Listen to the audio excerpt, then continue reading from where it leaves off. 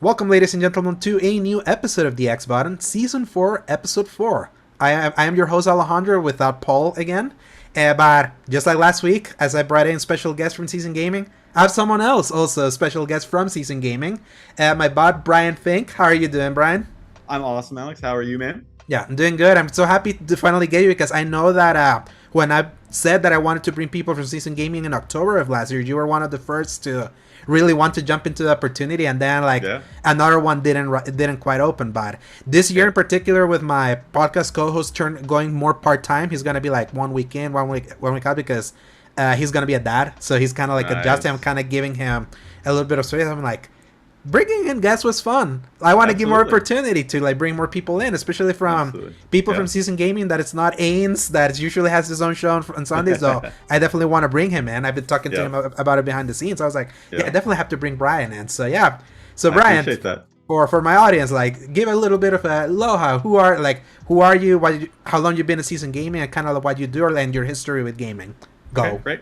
Well, as you said, my name's Brian, and I've been gaming forever. I'm Mhm. old, and I think I've narrowed it down. I think the Atari 5200 Holy was my cow. first gaming. My dad had one when I was, I don't know, he probably gave me the controller first when I was like 4 or something crazy. And I Mhm. remember playing River Raid and Missile Command and just loving it from them. And I was just hooked from then. So I've Yeah. been gaming since then.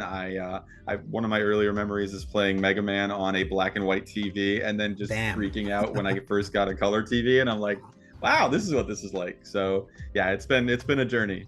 And Yeah. I've been writing about games since 2020. I actually right in the beginning of the pandemic in May of 2020, I don't know why, but I'm like, hey, I want to write about games. So I went Yeah. on Medium and just kind of started looking around. Well, we were all locked out, so you probably were like, yeah, Yeah. I have all this free time right now. So I did at that point. So yeah. But yeah. I decided I wanted to start writing, so I went on Medium, and I ended up finding a publication over there called Super Jump, Hmm. and just started talking to the editor in chief of that, the guy who started it. And since then, I've been writing for them. I'm now managing editor for them, Ooh, nice. doing a lot of stuff over there. I don't write as much as I used to, but I do a lot of editing, and just kind of, we have a team of like probably 100 writers that work with us any given time. And every month it's probably 30 to 50 writers that are in writing pieces, getting ready to launch a YouTube channel. So that's super exciting. And then one day I was actually listening to Colin's show, and I heard him mention Season Gaming. And Mhm. actually, no, I think I was listening to Finding Duke, and they had Mhm. Ains on. Yes. And so and that For was the my Halo first I'd talk, ever right? heard. Yeah. It yeah, was where the exactly. Halo talk, when Halo was kind of like going through the dire straits, and they brought Ains in. Yes. Yeah, I Yep. remember that. And I hadn't heard of Season Gaming before, so I'm like, I checked it out, and I saw, they're like, hey, let us know if you want to write for us. So I emailed Ains, and Mhm. I looked today, that was October of 2022. Yeah. And I have You not were had a also in ton of- October. Me Yeah. too. Yeah, nice. Yeah. That's right. You came on right after. That's Yeah. right. So I haven't had a ton of time to write, and a couple of the games I've wanted to review we just haven't gotten codes for, or whatever Mhm. happened. So I've probably written 3 or 4 pieces, but I've been kind of in there and following, and I'm very much hoping to do more Mhm. reviews this Oh, yes. this year. Yeah, There's gonna basically be you're like in opportunities, so. you're basically in two camps. So you're Yes. still kind of like doing the other one, but you're also kind of like part of the Season Gaming community, which is a Yeah. really great community, especially for more is. old timers. Even though I'm Yes. the kid, because I'm 30, I know everyone else kind of like pushing upper 30s. So it's like when you're Yeah. saying that you started gaming with the Atari 2600, like my first was the SNES with Super Mario Nice. World and the side scroller Power Ranger game. So, Oh, nice. Yes. yeah, I that was like remember my that one. dad. Yeah, my dad bought me that because I was a little kid, obviously. So he was like, what could a toddler play?" Yeah, let me buy him the Power Rangers game. But I really took him to Mario World. So it's like Nice. I still like kind of like I really related into like the whole idea of being seasoned, because I really like looking at the industry kind of like through a holistic historical lens, because I have really acute Yes. memory. So it's Yes. like I remember barely, like, just before right now, like, we start recording, I was like chatting with one guy that I usually bring to the show. His name is Sebastian. He does a podcast called The Single Player Experience. Like, he has such a disrespect for Kojima, and I went ham to boy. that. I went ham to it, especially because we were talking it in context of the state of play that we're gonna talk about Yeah. later today. Yeah.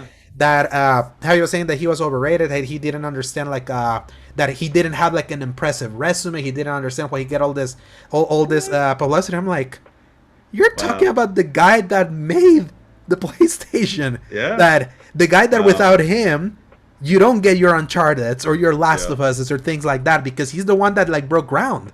Yeah. I was like, Is it- I was like, That not, is a I'm not, hot take, man. That yes. is a hot take. It was Wow. such a scorching take that I really like. I was like, I was gonna drink some coffee before we started. I was like, I'm glad that happened because that Yeah. energized me. Yeah. You don't need to now. Yeah. You just have a good argument before you need energy, and there you go. That's awesome. Yeah, so it's like because I know that history is like I know like I Yeah. remember Metal Gear like playing the demo in 1998, Yes. even though I was Yeah. only 5 years old. I remember I was like, this is so weird. I remember Metal Gear Solid 2. Yep. Like Yeah, I mean, how? I'm with you if you say he's Huh? overrated. Yeah. That is a personal, subjective thing. Mhm. But saying that he doesn't have a resume is once again just like Yeah, an just impressive resume. obfuscating. Yeah. That's Oh yeah. insane.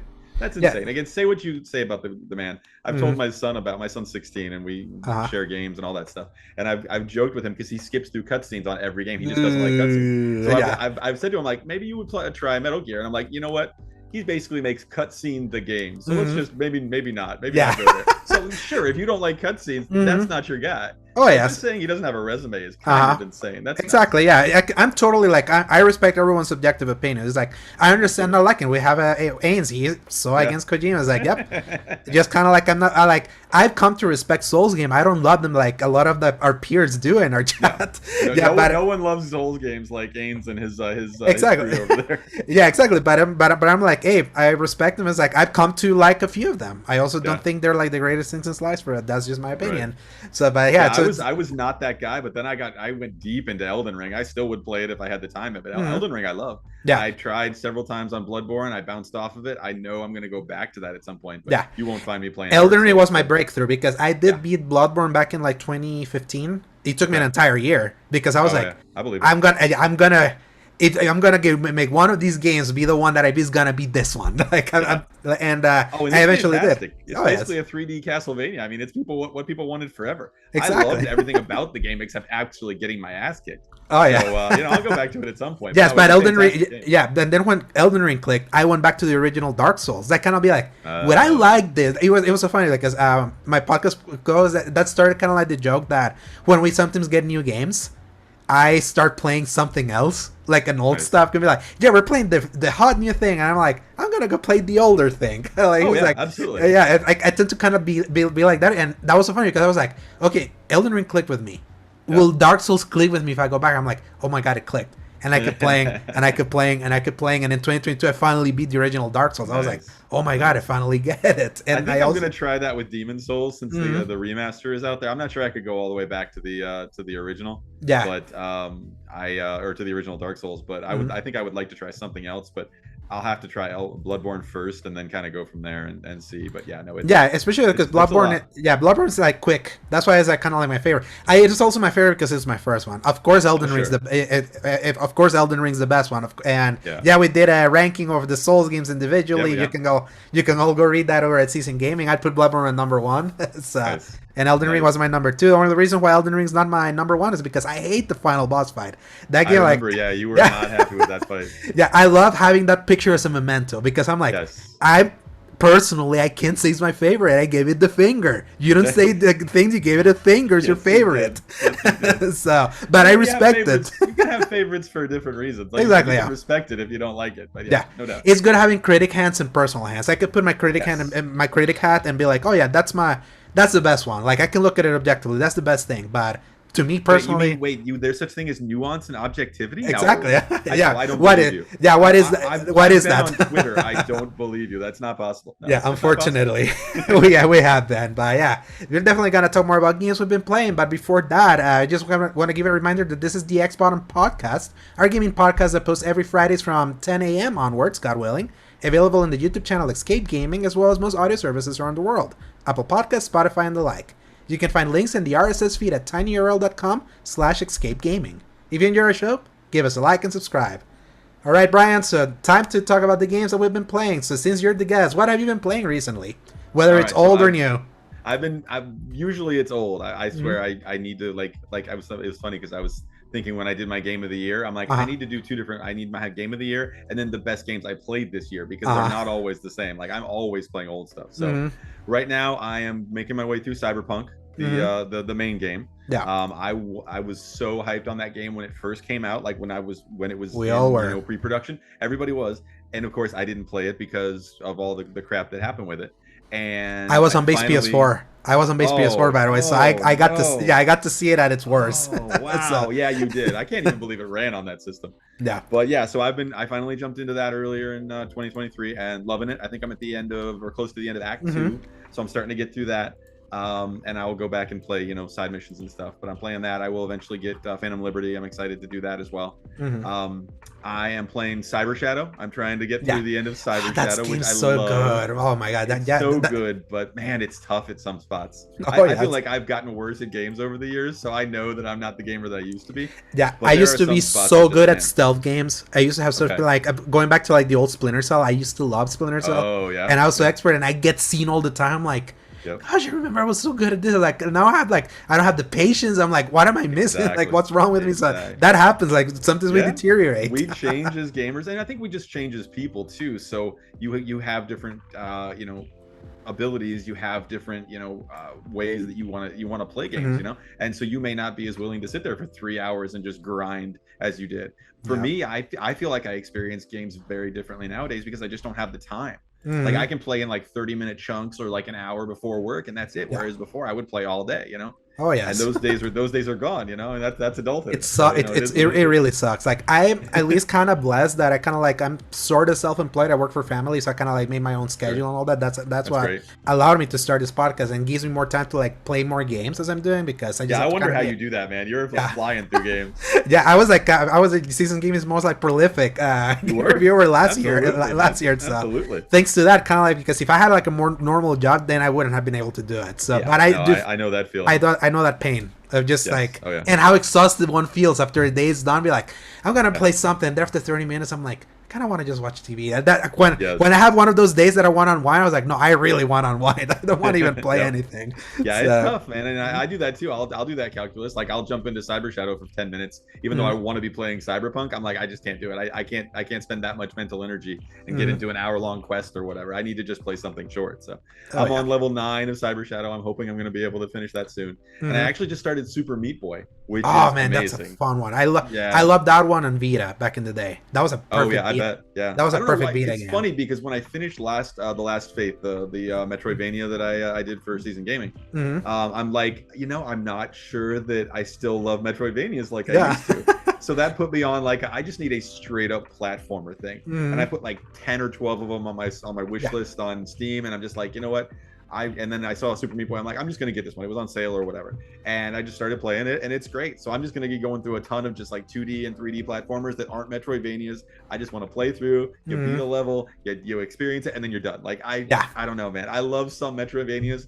I want to go back and finish Hollow Knight at some point. I want to do all these. But man, they're just so tough sometimes. Where they have they're not become greatly so designed, simplified. too. Yeah, a lot of they have, yes. yeah, like Metroidvania suddenly decide, oh yes, like apparently Dark Souls took from Metroidvanias. Now let's circle back and make a bunch of these Metroidvanias very Soulsy, like the Prince of Persia game that came out a few weeks ago. It's an excellent game. It's also really tough in that way. It's kind of like it's very like Hollow. It's basically got Hollow Knighted. So it's like it's that Dark Souls style like 2D, which is really good, but you also have to have the mental energy. It's like that's a long trek. I just made like a long trek doing all this like platforming and combat. It's like, god damn it, I miss a parry because you have to do parries in that game. Now I have to go. I'm like, no, I need something. I've heard that it's really tough. I've heard that even on easy. That's the funny. Really? You can put it on easy, but you can still get screwed. So it's like I love platformers too. It's like that tends to be kind of like my bread and butter, but I miss just kind of like the pure platform. That's why Mario Wonder was so pleasing.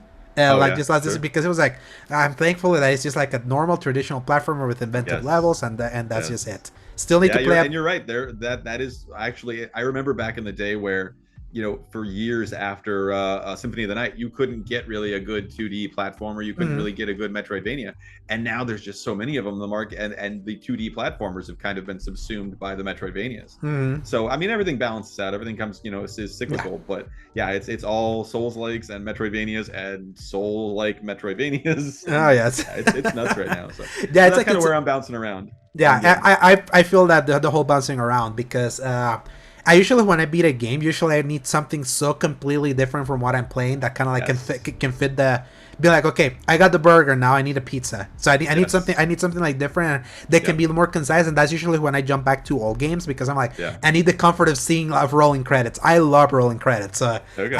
I can speedrun the original Uncharted in like 3 hours. Like I Oh, know I believe that it. Yeah. I know that game like left to right, and it's like, yeah, I Yep. can do this so quick. And then my podcast coach is like, took me like 8 hours, just like how do you do this so fast? Like I know that game left and right. Oh, And absolutely. yes, My son is like that now with games like the original God of War, like 2018, mm-hmm, and especially like Horizon. mm-hmm. He can get through the story in like 3 or 4 hours. Like Yeah, it's crazy how quick that's so that yeah is. that's so And weird. you just Especially know yeah, it. Yeah. he skips cutscenes, which Yep. like as you were telling me behind the scenes, it was like yeah. Yep. That would make sense, but it's like those games. I love those games, but they're so long that I'm like, I wish I could replay you, but god damn it, it's like you're so long. You're so long. Sometimes you just need a short game. I am a huge proponent of short games. I've written about that multiple times over on Super Jump, and Mm-hmm. it's just you need there is a perfect place in the market for short games. Yeah. And there's all this, how much, hours per dollar and stuff. And it's garbage. I don't want a Mm-hmm. 100-hour game Yeah. that's just full of padding. Give me a Journey or something like that that's a short, great experience. Or Jusant. I read or I interviewed. I reviewed that Mm-hmm. for Super Jump earlier this year, and it's amazing. Yeah. It's like 7-8 hours. It's so good. I And got people are just like, I need Assassin's Creed Valhalla. No, you don't. You don't need 100 no, hours. you don't need that. Even I love Valhalla, and you don't need the games to be that long all the time. Yeah. Which, by the way, Jusant was a game that I got sick early in the year, and I Okay. had just bought my Series because I had a Series S, but I got an X for Christmas. Thank you, Best Buy for marking it down $150. I got it for like Nice. $350. So I was like, Nice. there were so many games that in Game Pass, and Jusant was one of them. And I was like, this is this is such a perfectly unique, chill game. Yes. It's Yes. tight. Yep. Like and it was perfect for me being sick. So yeah, just Yeah. Oh yeah, no, that's a good game to chill with, and it's a perfect Game Pass game too. That's the kind of games that Xbox really excels, I think, with Game Pass. It's not what's selling Game Pass subscriptions, No. but for me, that's the perfect kind of thing. Is what can I jump on and just try something that I would never normally try? I wouldn't spend even $20 on that game, not knowing what it was like. So that's the perfect thing. Like I would play that. And then you're either done with it and you go buy it so you can play it again someday, or you're done with that. I mean, that's the perfect Game Pass game. Oh, absolutely. And that's kind of like my hugest proponent of like Game Pass for like discoverability with those kind of smaller games, because Yeah. it's like why wouldn't you try it? And I love that, and I love that they're not gonna be like even highlighting more games in indie, even if they're not in Game Pass, because they already said that we already highlight indie games over or in Game Pass. There's kind of like this like turnip evades tax evasion game that I saw that it was there Okay. yeah, it's like so stupid, but it was like I was like it's 1 gig, they just put it on Game Pass, like let me try it. I was like, this is so dumb and this is so funny. I'm glad that I got to play it. It's like this weird, if you have Game Pass, check it out. They just recently got announced. Okay. I think it was Turnip robs a bank is the one that I added, and before Okay. was like Turnip. It was like a little turnip that like commits tax evasion. Apparently they're making stupid games like that, but Why that's kind of not? like Hey. that's kind of like the beauty of indie stuff. So, It's funny because everybody, obviously we talked about the tribalism, pre-show, and I actually hope the Game Pass stays around and survives, because I feel like they're actually doing good things for small developers, because Oh, yeah. they're gonna pay those developers more than they probably would get if they were just selling on the open market to have that game on Game Pass, and that's gonna keep funding them. oh yeah. So I'm fine with that. Get your bag from Game Pass, and don't have to worry about the grind of trying to have your game found on PlayStation Store because it's full of crap, or Oh yeah, it's whatever. so hard to find anything in It that is, yeah. store. Yeah, So if you're, if I'm an indie developer, you're damn right. I'm selling my game to Game Pass and putting it on there. I'm getting that money, and I'm going to use that money to keep going. So I hope that everybody, the Sony ponies, as you said, were they're like, no, that this isn't the future. I hope it stays around. I mean, I think it's wonderful game curation and for discoverability. Why not? yeah, there's Sony's not going to change. yeah, there's a place there's a place and time for having a subscription for kind of like that smaller game, because at least it helps bridge the gap. I understand the concerns, especially from the fellow podcasts that we listen to, like Sacred Symbols, the PlayStation podcast, where main guy Colin, like he brings always kind of like the futility or kind of like the sustainability of like doing everything they want on Game Pass, if that can be like profitable down the line and all that. And then I understand kind of like that idea, But that's why I like kind of like that middle spot. It's like Microsoft is only doing it because they have to. They're losing, so they got to do something, and they have the money to just kind of like drop that. But then there's there's kind of like the idea that at least the lower developer gets, like, for example, Cyber Shadow. I got to try because it was on Game Pass back in the day. It's no longer there from what I remember, but it was like it helps with that kind of discoverability. It's like, so it's good to be able to have both, and I feel like at least Sony has trained their audience that they at least buy games. No one can deny it, and they still buy games physically. Yep. We're having I will tell you, I honestly think now that that Microsoft has Activision Blizzard King on board, I think you will see a day where they will take a lot of that content and they will make those Game Pass games. I think you will see Call of Duty on there, but I think they will eventually go back to not every one of their first party studios games is day one. I think they will go back to actual day one games that are not on Game Pass, because I think they're going to have to find a way to sell more games to remain. Again, they could lose they could shut that down tomorrow and they will never miss it. They could lose money. They could lose billions of dollars a year every year and still be fine because it's Microsoft. Yeah. But I feel like they do need to sell games, and I think they will eventually get there. But because they'll have plenty of fodder to make people want Game Pass, but then they'll have some of the games still that are not going to be on there. I think that's going to be inevitable. Yeah, because it's that, or they go full ahead into the things that we heard early in the year, that a bunch of their games are going to go multi-platform that have been on the system before, because like they just understand it's like they want to make more money. Their ecosystem has now trained people to not buy games. That's just that's just kind of the truth. I know there's some people like, for example, Eric from Season Gaming, which I had last week. He's such a huge physical collector. He definitely like put in the work to try to.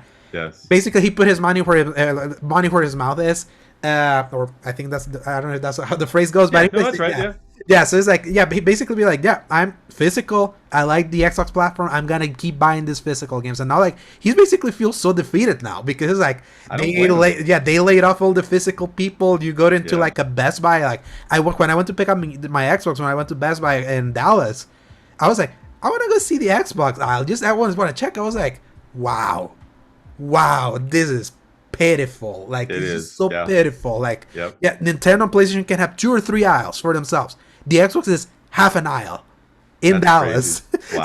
so I'm like, and I'm not a major metro too, man. That's not some side of the road store. That's nuts. Yeah, so it's like I fear for that they really want to push the kind of like digital future, and they've just kind of like doubled down on just the Game Pass model. But we already heard that it's like they haven't said, oh, we have earned more subscribers. We're making this like they're really cagey after being so. After being so open about like how much Game Pass was growing and all that, and they kind of want to force their model there. That now we're seeing Warrior 64 tweeted kind of like a leak of like the images for like for Hi-Fi Rush.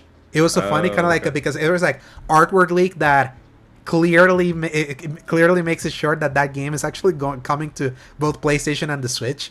That's right. Yeah, that was. Yep, I remember that. And Sea of Thieves too, right? Yeah, Sea of Thieves is the other one, and that one also makes sense because it's like it's a live service, and kind of like the conventional wisdom of doing a live service that you don't want that just exclusive to one platform. You want that everywhere, and that game's old enough. That game's old enough that I can bet they can put it for sale on the other platform, and out of curiosity, they're gonna get many people in. Absolutely. They certainly will. They will get people. Those games will sell hugely. On that platform, on PlayStation, especially if like I'm thinking of the other one, like if they did the Insomniac one, Sunset Overdrive.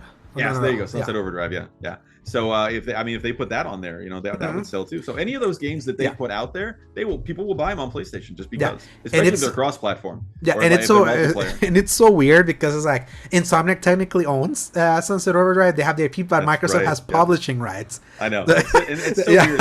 Eventually, somebody's gonna want to buy those publishing rights back. But I will be honest with you. I mean, after hearing the leaks, that game didn't sell well. Right? It made that's what we heard, right? $500 in profit. That's disastrous. Yes, I'm like, how do you profit? Was that the only thing that they made that made profit of that game? That's so pitiful, and it sucks because that was like such an inventive game. That was the reason why I bought an Xbox One. It was like, oh really? That was the one. Where was like, I started with PS4 because I was at tail end of PS3. I kind of mained more there, and obviously PS4 was like had better press around the time. There was like more momentum there, but then that first holiday, the holiday that Sunset Overdrive came out, PlayStation had nothing. So I was like, I love Insomniac. This game looks cool. you know what? And the Halo Master Chief Collection is also coming in. I'll buy both of them. I'll buy both of them. Oh yeah, my bundle is the Assassin's Creed bundle. The Unity bundle. So it's like this is gonna be so lovely. I got my console. I bought it like 2 weeks after Sunset Overdrive came out. So I was like, I'm gonna get the Assassin's Creed Unity bundle, and then I'm gonna get Master Chief Collection.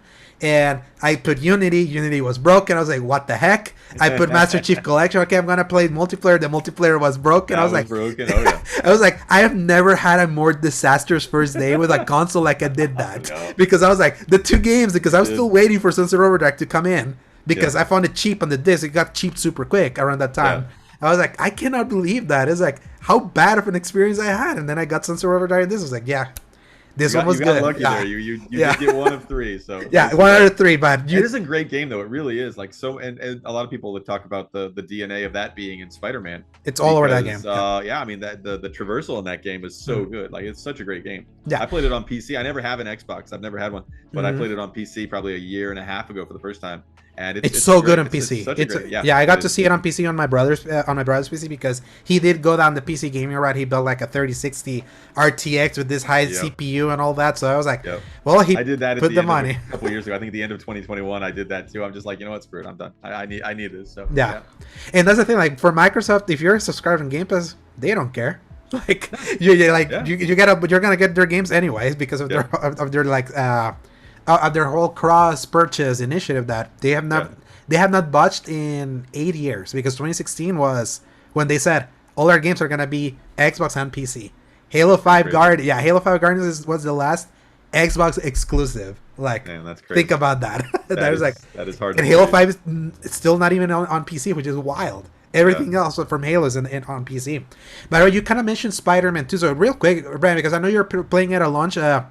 Removed from time, like what do you think of Spider-Man 2? Kind of like, because I have soured on that game really hard recently, but I kind of want to hear like what do you think, because I know that I saw your impressions early on when around the time we all saw the Sandman thing in the first night. So. You know, it's funny because I was not as impressed with the Sandman fight as I was with some of the stuff later in the game, but I haven't gone back and played it very much. I want to at some point, but you know, shiny new things and all that. But I still love it. I think it's great. I really like how they added some things and made it different, because that was my question when I first went into it. I'm like, how are they going to make this different? How is this going to be any different? You know, being able to play as both the different traversals and everything. So no, I still like it. I think some of the story beats were a little weird. Some of the bromance with him and Harry was a little weird.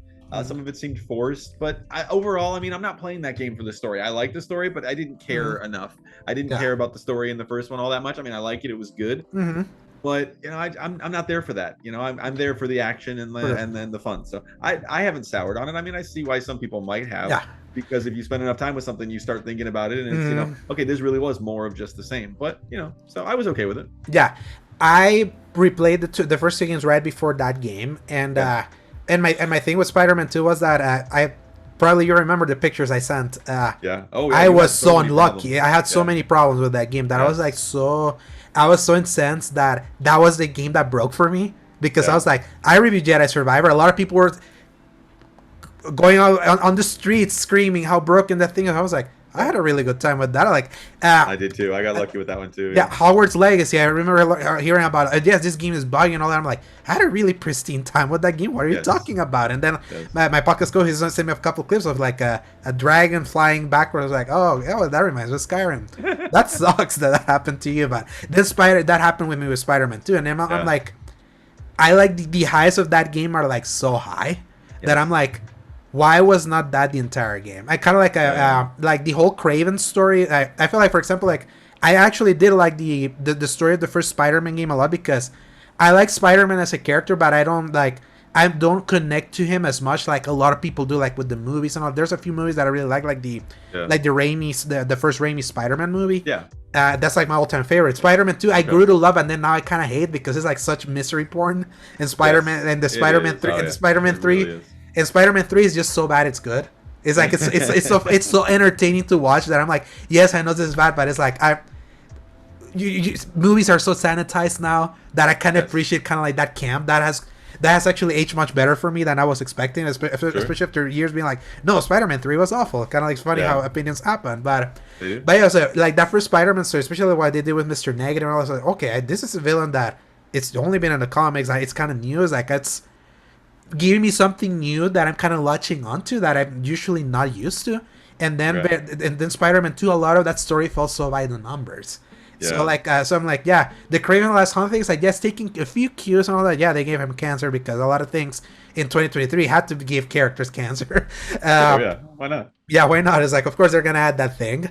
I was like, I don't know anything new about Kraven to spend so much time with him, knowing that Venom is coming, and then when Venom finally shows up, that entire last third of that story is like so exciting, so cool, and I'm like, why wasn't that the entire game? And then I feel that I definitely do. Yeah, and then. I found it really short. Also, kind of like how much because I platinumed I platinumed 2018 twice. I didn't even do the whole put your save in just to kind of like pop the trophies. I did that. Yeah. I did do that for Ghost of Tsushima though. I was like, I'm not going through that. There's a lot to do in Ghost. Yeah, compared to Spider-Man, I was like, I enjoy moving around this. I'm gonna platinum again. I'm like, I feel like they cut down on activities that you could do in Spider-Man 2, and I didn't really realize it until I actually replayed it when I went back to 2018. I was like, oh yeah, there was actually more to do here. And New Game Plus is still missing. I know. It's insane that we went last. That is odd, right? I mean, I think the links kind of, or the leaks kind of messed them up and probably pushed a lot of things to the back burner. But yeah, it's crazy. They were originally going to have that before the end of the year, and now and then they delayed it. And you heard nothing about it. Yeah, and then it kind of like makes it more of a sore spot that games that came out after put out their New Game Plus, like Alan Wake 2 put out their New Game Plus. That's a game that I reviewed. I still need to go through the New Game Plus of that thing because there's like a new ending. The RoboCop game that was better than it had any right to be also added New Game Plus. So I'm like, all these games keep like adding New Game Plus, and Spider-Man for some reason doesn't. And then I kind of keep thinking, when that game reviewed really highly pre-release, everyone swears up and down that game was not buggy. That the day one patch broke it. Broke it. So I do wonder if that's kind of like what they have been running into, that game ran into more like development problems than they require. So, and then me hearing about the leaks and hearing that game cost $315 million to make, and I'm like, where'd the money go, right? Where did the money go? So all of those things kind of like added together to make it like a personal disappointment, especially on top of my experience of that being like such a bug, and especially because I love so much about it. It's kind of like those painful disappointments. It was like, this is a really great game. I hate that I don't love more because I see how great I see how great a bunch of that stuff is. And it's so funny because even my podcast co-host, he hated the fact that they took out so many of the gadgets from the original game. I'm like, I don't care. I barely used it because you don't want to, like, if you're playing a Spider-Man, you don't want to like have to hold L1 or R1 to pull in a weapon wheel in the middle of your combat just to switch gadgets. Well, you can have all of it from L1 or 1 and then face buttons. That was kind of like my thought, and I didn't really care. So he was disappointed from that angle. But me, it was like, why was this the buggiest experience I had with a PlayStation game when that I know that they usually are never buggy in my experience. Only days gone. Especially Insomniac, man. They were one of the ones that, I mean, you never saw that. There were bugs in 2018, but they weren't game affecting bugs. They were, hey, these two cars are, stuck inside each other. It's so funny that happened in the original and that happened in mine too. It was funny that those bugs got replicated. But 2018 was like so pristine back in PS4, and even when I replayed on PS5 though, I did see a little bit more glitch. I was like, this is probably the remaster because I don't remember this from 2018. But and I feel the fact that I haven't been able to go back to play it again because I've been waiting for New Game Plus has been like left me simmering with kind of like, when you simmer in negativity that can make you sour. I'm like, I wish I could play it again. I completely understand what your situation, man. Everything just kind of builds up, and you just sit with it in your mind. It's like a bad memory or a bad interaction with a person, Yeah. And you just, it's just it gets worse and worse. I totally understand that. Exactly. So I was like, I was hoping yesterday with the State of Play there was gonna be one of them. I was like, please, especially because they announced that same day they were like, oh yeah, the first 2 hours are over on PS Premium if you want to play the first 2 hours. Trial, and then Sony was like, we're teasing something. Oh yeah, it's just the director of Across the Spider-Verse and Brian Intihar from Insomniac. I was like, hey dudes, I don't want to hear you smelling your farts. Where's your New Game Plus? That was kind of my thought. I was like, I would have loved it. On top of that, be like, oh yeah, the New Game Plus is ready. But it's like, that'd be nice. Wouldn't that be a shadow drop? We get a crappy Silent Hill game, not a shadow drop of New Game Plus. Yes, I know that's kind of because I know that game is good, and I hate feeling that I'm simmering on the crap of the things that I didn't like about it. That at the beginning of the year we do Game of the Year honorable mentions, most disappointing. Yeah. I put Spider-Man both in honorable mention and most disappointing. Like for me, because of that, because of me having to simmer on that and not letting. Sure. And then one day I was like, screw it. It's like I have it installed here. I'll do it at a hard difficulty from the beginning, and my game crashed. I'm like, are you freaking kidding me? I was like, I killed that. Yeah, I was like, nope. I was like, I'm just cursed. I'm like, me and that game are just cursed, and that sucks because I was like, that was like highly anticipated game for me last year, and absolutely. Well, maybe New Game Plus will be the salvation. Maybe you'll get your mojo back with that one. I'm really hoping. I went through something similar with God of War Ragnarok because Ragnarok was like my game of the year in 2022, but it was like, as the months went by, I kept thinking more about Elden Ring. Elden Ring was my number 2. I didn't want to give it Game of the Year because of that picture that I sent you. Sure, because out of principle. But I'm like, I keep thinking about this game. I'm like, was this actually the Game of the Year? Because I was like, I restarted it, went through early part. I was like, God damn it, Elden Ring's really amazing. I was like, sorry, Ragnarok. And then like New Game Plus arrived really late for that game too. And I was like, by that time Resident Evil 4 had already come out. And I'm like...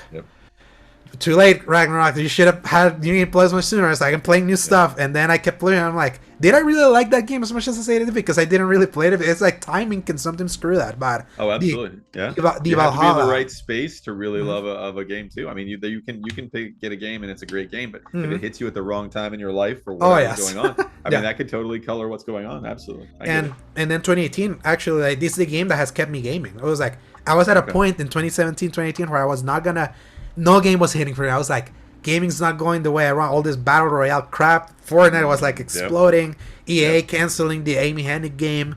Like single player is that. I'm like, is gaming dead for me? It's like, because this is not. And then God of War 2018 hit. I'm like, oh, thank you. There's like gaming can still be there. So that perfect time, perfect place for that. And the Valhalla DLC last year. In late December when it hit, it was like that reminded me. No, you really love Ragnarok, and that helped me kind of like as a reminder. So I'm hoping, please, Insomniac is like I'm sifting on pay crap right now, like thinking worse things about your game. I know your game's awesome, but New Game Plus, I want to play it again. Maybe they can redeem themselves. If anybody can, it's them. It's not like, you know. But hey, they gotta like fix their house after their catastrophic leaks, which sucks for them. They've ruined, and they have become in my eyes, they have suddenly become the most creatively bankrupt Sony studio for the next decade because you're just Marvel. Because it's Marvel. Exactly. And that's the thing is I feel bad thinking that because you know that there's people there. Those same people that are there made other games. Then they're not, and they're very talented. Yeah. So, but Sony was like, they had to pick a studio to make all the Marvel games because they want that bag from Marvel. So it just ended up being them. And they do such a good job that why not? But man, it does suck to see. And that added to my disappointment with Spider-Man 2 because I was like, because I was having conversations with people, especially the same guy that had the Kojima hot take. Because I kept telling him, it was like, remember when I say this? Spider-Man 2 is not gonna win anything, and that was before the game came out, even with the high reviews. Lo and behold, why? Like it or not, like licensed stuff kind of like puts like a ceiling or kind of like a barrier for people wanting to give kind of like the hugest of accolades. The only game that really broke through was Arkham Asylum back in 2009, which is funny. I'm going to talk about Suicide Squad later. But it was like licensed games, they'll tend to kind of like, even like you see it in the movie industry and all of that, like as good as a comic book movie or a licensing can be, is like sometimes that puts a ceiling. I was like, I feel Insomniac should have their Marvel back to kind of like keep feeling like they pay the bills because those things sell, but they need their an original something new that is done at their current level of talent, so that people actually kind of like give them the recognition they keep. Kind of like, do you read the fun fact that they have been the studio most nominated for like Game of the Year stuff that never wins? I didn't hear that, but it makes sense. It's insane that happened to them so often. And I'm like, they're such a talented studio that they started, and now that they're stuck in Marvel Land forever at a time where that brand is like, it's not like the cream of the crop. I'm like, I feel so sad. It's like so sad because I'm like, now we know, it's like whenever we see any other future showcase when Insomniac shows up, it's like, cool, there's the Insomniac logo, where's the Marvel logo? There it is. So it's like, super sad for them, but it's like, hey, business gonna business. Yeah, that's very true, man. You're right. Yeah. So now the games I've been playing, Bryan, unless you've been playing something else. No, I'm good. Yeah. Okay. Yeah. So I want to hear what you got to say about Suicide Squad. So I'll save that for later. Let me start with the good one first. Grand Blue Fantasy Relink. So So Grand Blue Fantasy Relink is kind of like in this like plethora of JRPGs that we're about to get. I mean, Persona 3 Remix out tomorrow. Mm-hmm. Uh, Oh, that's right. Reload's out tomorrow. Yeah. yeah, exactly. So the Reload is out tomorrow. Infinite Wealth already came out. The Final Fantasy 7 Reverse coming out really soon. So there was this one, Grand Blue Fantasy. I was like, okay, this action RPG that's launching in the middle of all that. It's kind of like a spin-off of a game that had a gacha mobile game over internationally. That's actually pretty popular. Also had an anime over in Crunchyroll that only ran like for 2 seasons. There are 2 fighting games. It's actually the same fighting game. It's just kind of like typical Capcom. Oh, here's Street Fighter V. Here's Street Fighter V Championship Edition. So it had a fighting game that kind of got a re-release with like more content and all that.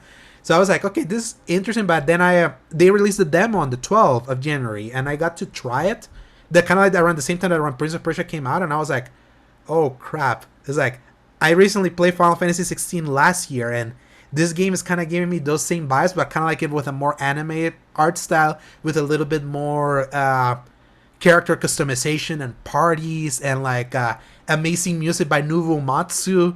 Nobuo Matsu also made music for this. Like the art director for Final Fantasy 9, it did the character designs for this. I'm like, oh my god, this is kind of like a proto Final Fantasy, like with the people, kind of like, but with the people that made those old Final Fantasies, being put in an action RPG, which is kind of my favorite style of action RPG. And I tell you, Brian, it's like this is a real. If you like action RPGs more that are more combo based, that are kind of like that can be flashy with a lot of like combat depth and things like that. It's like Grand Blue Fantasy has been like a really nice surprise, especially because I love myself some cell shading style. I actually got to put like, that's if you go, great style. Love that. Yeah, I got to put some screenshots around right before Suicide Squad came out, because I got to play this early.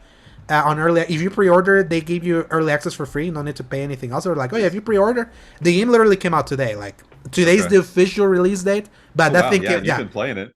Yeah, I've been playing it since like Monday. I'm getting ready to kind of like review it. It's like, it's also weirdly one of the most succinct JRPGs that I've seen. It only lasts 20 hours. Wow, that is like, rare in JRPG land. Wow. Yeah. So what that does is that the story, though a little simple, and kind of suffers a little bit of the fact that it feels like they kind of expected people to be a little familiarized with these characters, either from the anime, the gacha, and even the fighting games. Tough.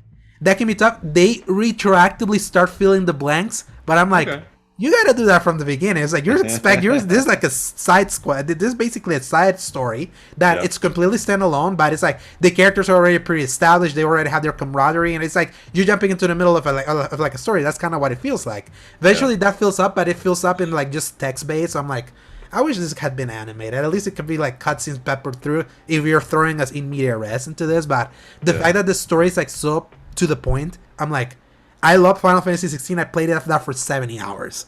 Wow. That's a lot of it. And because there was a lot in between those games, immense highs, there were so many lows of like, like bloat. We were talking about bloat, and it's just like things that just a lot of these games kind of suffer from. So Grand Blue Fantasy, at the very least, it feels like something tighter that goes from big plot point to big plot point to big plot point, like almost quickly. Oh god, like we met the villains of the story. They stole our princess. Now we're on the trail. We're not like wasting any time. We're close to the trail. Now we're continuing the trail and all that. We're fighting all this like primeval beasts, which is like they are kind of like hunters of like these gods that from like ancient civilizations that are kind of like come back to kind of the story world, kind of typical world-ending JRPG scenario with like a ragtag team of heroes. It's like it's very kind of like a tropey that way, but it's so charming. The music is just so amazing. I have idled so often when you're like in a town. Just to hear kind of like those old school games that you just can hear like music. It's kind of like hits kind of those vibes, and it's also a weirdly fully packed Monster Hunter style game. You know, kind of like So it's like it has this complete story, but it also kind of has this multiplayer suite for the people that would want to go. Like you can have with four players go into the different side quests and like fight hordes of enemies, maybe fight like a big boss, rinse and repeat. That can give you like more material, and that's how you like gear up more and like increase your stats and all that. It's like they kind of have like a long tail game that I wouldn't call it a live service, but it's like a game that you can kind of really keep playing beyond just this like very brief story. And I'm like, I'm glad that instead of like this entire like you can do all of this at once. They have separated clearly. Both. You can totally have both, and they announced that they have like 20 playable characters, all with their own movement sets and all that, and you can have them in your party. You can switch them That makes between sense with common. the fighting game genes. So that makes a Oh lot of yes, sense. oh absolutely. It's like, and especially if you ever see that fighting game, they're able to translate the coolness of those characters from that fighting game into an action RPG. Right. And it's like characters that do guns. I recently unlocked a guy called Lancelot. That's kind of like a how can I say, like a thespian ninja. It's like so cool with Okay. like with two sables, and then it goes like so quick, and you can like dash around and like do ice Wow. attacks. I'm like, this is like it's really cool. It's like Nice. I love myself like weird anime crap. I'm like, I don't watch anime, but I like anime adjacent stuff. I'm basically like a proto weave that way, but it's like that kind of like hits Nice. my weave sensibilities. So it's like, Sure. yeah, it's like really fun game. It's like I think I'm gonna give it like an 8.5 in our scale. I'm still kind of like mulling because Nice. it's kind of Okay. like I still take a little bit of issue of them throwing you into the story without Yeah. explaining it all at once, because I feel that can be like a huge deterrent, because then that'll just leaves the flashy combat, and also the combat can get really messy. I'm gonna try to get a screenshot of when there's so many lies happening on screen. It's insane. It's like it's like absolute pandemonium sometimes. It's like, what is even happening here? My character's like throwing a bazooka right now. I have like my knight character bringing in kind of like a huge iceberg into the middle of like into the middle of the attack. My main character is doing like a tornado attack, like all kind of coming together. It's like it's just sensory overload. So I believe it. I believe it. there is. I think the demo is still available. Definitely, check it out. definitely check it out and see if Yeah. that clicks for you. Because are you big on JRPGs, Brian? I've played them over the years. Mhm. I wouldn't say I'm big on them by any means, just mainly because I don't have the time. I Mhm. feel like I can't really. I mean, it would literally take me for a 60-hour JRPG. It Yeah. would take me probably The 6 year? to 8 months just in the amount of time that I have Yeah. to play. So I typically tend for shorter games that I can actually feel like I'm accomplishing something. Mhm. But I do like them. I mean, there's times where I've played. Trying to think. I love Final Fantasy VII, obviously back in the day. Mhm. I played 9 a little bit. I want to play that. I want to play 16. So Mhm. yeah, I mean there are but the hardcore JRPG is usually not for me. Just Yeah. because if I had unlimited time, I definitely would. But this I one have- sounds like it's right up my alley with a tight story like that. Exactly, yeah, because 15 to 20 hours with little grinding, like Yeah. very minimal grind. I was like, I really Yeah. appreciate That's that. another because, like, thing about JRPGs and stuff Mhm. is I don't love grind. So yeah. yeah, and in the way how I played it, kind of like I'm also kind of like one of those that if I see side quests, I do them immediately, and the side quests are like so Mm. quickly, and that's kind of like Okay. feed a little bit into kind of like the quick nature of the Monster Hunter vibe. Yeah. I love something that gives a quick bite. That's why Armored Core 6 last year was Oh yeah. such a pleasing game, because that game's all about the quick bites.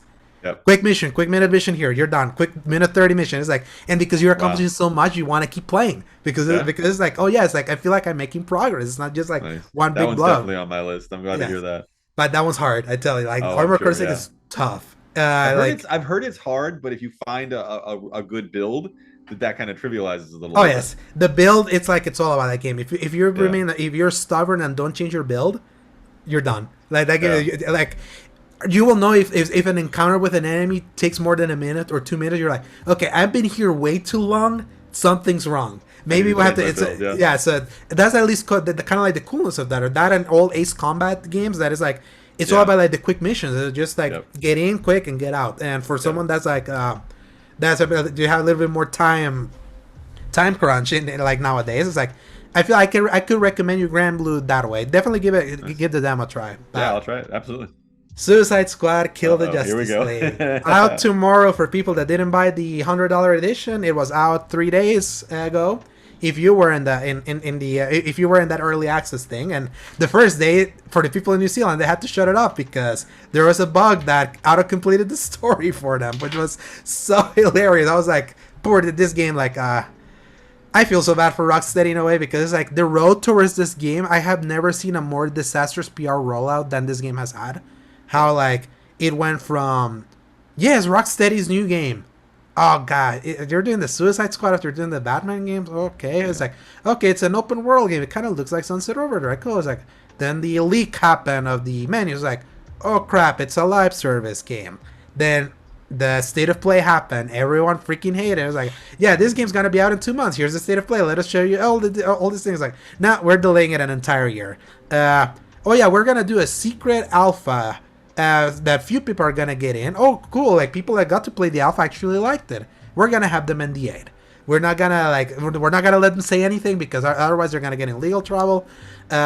But we're gonna fly in the people, like the previewers. We're gonna like bring them in that they can taste 3 different 10-minute slices of this game that are completely disjointed for a game that really needs to be like played all together. So the previews come out, IGN immediately is like, yeah, we played it, we didn't like it. Like a lot of people say like, we didn't really like this. They're like, no, now lift the NDA. We need positive experiences. And then a lot of people NDA, including mine, like be like, oh yeah, that game was better than I was expecting. Okay, more positive. Well, how do they follow it up? Oh yeah, we're gonna do a sponsored stream with former Destiny players to see if they really like it. Oh yeah, the game's buggy in their stream. So it's like, oh yeah, now in the lead up to like to release, we're not sending review copies. And IGN, you're not getting a single one because of your because that's crazy to me. Preview. It's like, imagine what that road towards like this game, like just before release, like every single misstep they could have made, they did. Yeah, they literally did. It was like it was so funny, but. I played this back in the alpha, back in when Ains kind of like got us codes because he got the invite and he gave me, Eric, and Zach a code, and I got to try it. I was like, this was a game that to me was dead after I saw it. After I saw the state of play, because I was a big Avengers guy. I love, I love myself looter shooters. I'm a hopeless Destiny addict. I have like 3,000 hours in both games. Like, wow, combined. It's like, because for me that I usually lean single player. That was the one that I broke through. But then I tried every single looter shooter that came in, the 2 Division games, Anthem, Avengers, kind of like as the bigger ones. And I didn't stick with the Division because I was like, I don't think a looter shooter with like real life guns is that impressive. Then Anthem had nothing. It was like it's so busted. It was like the Bioware magic wasn't there, and then we're like, no, we have a roadmap. No, we're delaying the roadmap because the game's broken. We have to fix it. And then EA was like, no, we're pulling the plug. So Anthem dead. Sorry, Ains. I know Ains and Steve love that game. They stand for that game so hard, but I was like, no. I gave that game a 4. I did a review for that in like 2019. I gave it a 4. I was like, yeah, this you weren't the only one, man. That was that game. Yeah, like you said, it was basically DOA. Oh yes, and then Avengers was like inhaling copium because I played it. I was like, why is the story of this game so good? It was like the crystal dynamics of it all is like shines in that story mode. Why is the live service of that game so bad? Why is this the main thing of that game when I know they can do good story stuff? And then they slowly kept trickling story stuff. I'm like, even if it's just an hour and 30, it's free, and they're giving more story. The stories are cool. I like playing as these characters, and then until they finally shut that game off, I'm like, okay. Yeah. So by the time that Suicide Squad was like, we're gonna be one of those games, and I'm a bit. How big of a DC? Like, are you big on DC or Marvel? Like at all? Like, I prefer Marvel. I mean, I've played a little bit of the Batman games, but I've never been a big DC guy. I preferred the Marvel characters over the years, as much as I got into it, which wasn't a ton. I didn't read the comics or anything, but I prefer Marvel. Okay, yeah, that makes sense. Like, DC, I feel like I have more of an affinity to because of Smallville, the TV show, from back in the day. I think a lot of people have that, yeah. Yeah, because that's what got me into TV shows. When I was young, I was like only watching cartoons or movies. I was not about TV shows. Yeah. So Smallville was kind of like, oh wait, it's Superman. It's like a young Superman show, and it's like a weekly thing. What is this thing? And he got me into the habit. And without Smallville, I wouldn't be a TV watcher because now I'm like, TVs are my favorite like passive medium. I prefer to movies now because I get so invested in TV shows now. So that's why I have more affinity to DC, and I love the Arkham games. We cannot like mince words. It's like, yes, Spider-Man gets all the praise right now, but Arkham walked for those games to run. Like so many of the tenets 100%. Of the Spider-Man games were in the Arkham games. So me being a big DC fan, loving the Arkham games, and also me loving a lot of those DC characters. The idea of like Rocksteady, the guy that made the first officially truly great superhero game, coming back finally, but with a Suicide Squad that has all these characters that you would love to play as, but you're playing as these idiots instead. Yeah. It's like, or I already had everything kind of like, be like, it was like Greg Miller from Kind of Funny. He put it as like, it's a monkey paw scenario for any DC fan. It's like, it has everything you want from the developer you want, but you play as this. Like, how does that happen? But, like, eliminating a lot of that, and especially with how many people have been wanting this game to fail. Yeah, I have to give Rocksteady a little bit of credit that at least fundamentally, I think they have made a really solid game. Like, actually, this is a game that when you look at videos, especially the out of context screenshots when all the HUD is turned on, and then you see that probably the worst UI in existence, like all in one screenshot, is like this is just gonna be an absolute disaster of a game. But then when you actually play it, it's like, gosh, they made a really fun, solid shooter that's so fun to play, like so tight. The characters are like so fun to kind of move around. Like the production value is actually wildly insane. Like you can go check the if you follow him, or you can go follow him. He's a guy from Digital Foundry. He's John Linneman. He was posting a lot of the pictures of like the facial animations. Like it's better than Spider-Man. Like and already Spider-Man already can be considered like that's a. If a game has all the money, it would be that one, even though the facial animation of that game was weird. Looking at you, MJ. But it's like, the facial animation is like But the facial animation of that game is so lifelike. It's like so detailed. The game is so sharp, runs so well for an open world game where you can be playing it with co-op with like four people. That is like, how much fun you can have with that game at a certain point really clashes so heavily with what I would have wanted out of DC. Every time that game goes into cutscene mode, where you see the Wonder Woman, she's holding the Flash, like she's asking him, like this was in the State of Play when she's Wonder Woman's on, he's like, how can we save him? And then Flash is like, you gotta kill us to save the world. And seeing some of the characterizations that you see in the Easter eggs that are so similar to Rocksteady, it's like the Rocksteady DNA is here, but you're playing it with the property that no one in the DC fandom asked them to do. Like, you can like ask someone that's a DC fan, and no one is gonna say, "Oh yeah, instead of a Superman game, instead of a Wonder Woman game, or a game with the Flash, or a game with Green Lantern, or a game with the Justice League, I would rather have a Suicide Squad game." And for that to be done with WB's best team, that kind of like that is very hard to like really get like remove that chip from the shoulder of like what could like only this could have been like. There's a part where you're like walking through the Daily Planet, you see all the little details, the deaths of Lois Lane, the deaths of Clark Kent, Perry White, things like that. And seeing like references to many like President Lex Luthor, which I remember from the Smallville days, and or things that happened in the comics and things like that. It's like all these little details that are in that game that they're like, I could see a scenario where this is a Superman game and I'm playing as Clark Kent right now, going through the Daily Planet, talking to the people, maybe like getting side missions. Like you can clearly see the game this could have been, because everything that they've done is like, I have never seen a game in the looter shooter space so lavishly produced. Like the production value is like way too insane for this kind of game. Usually that's where they break down. Exactly, that's where they literally break down. I'm like, they said they started this in 2017 because people are like, it took them 9 years to make this game, because Arkham Knight, the last one they made, was in 2015, but that was a looker back in the day. That was it looked great back in PS4. That was the first. Oh, you want to see like what a next gen only game looks like? Because we had just gotten Witcher and we got that one.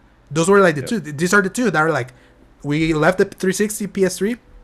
This is what this game looks like, and a lot of that heritage from Arkham Knight of like them pushing technology and looks and graphics and things like that is like it's so in display in this game that it's so hard for me to say that I can wholeheartedly recommend it, knowing where my biases are, especially because like the story of this game, 90% of the way, it's actually really interesting. Really, really interesting. I'm like, they're selling me on the idea of these idiots being the ones that are going to kill the Justice League. It's in the title, people. Spoilers. Yeah. They do it. They're not missing words. Yeah. They were not. Yeah, so it's like they follow through on that. And then there's also a game that when you reach that ending, because you probably saw my text, I was like, I did. Here's where you were not happy. Here's where you see where the dangers of doing a live service game. Yeah. They just end the game. So unceremoniously. No resolution at all, so unceremoniously. Because, the ending of this game is going to happen 13 more times because we're doing multiverse story like every freaking comic book is doing. Oh, no. To support the live service stuff. Yeah. So I was content, like, you know? Yeah. Make 13 other things. Yeah. Exactly. And I was like, wow.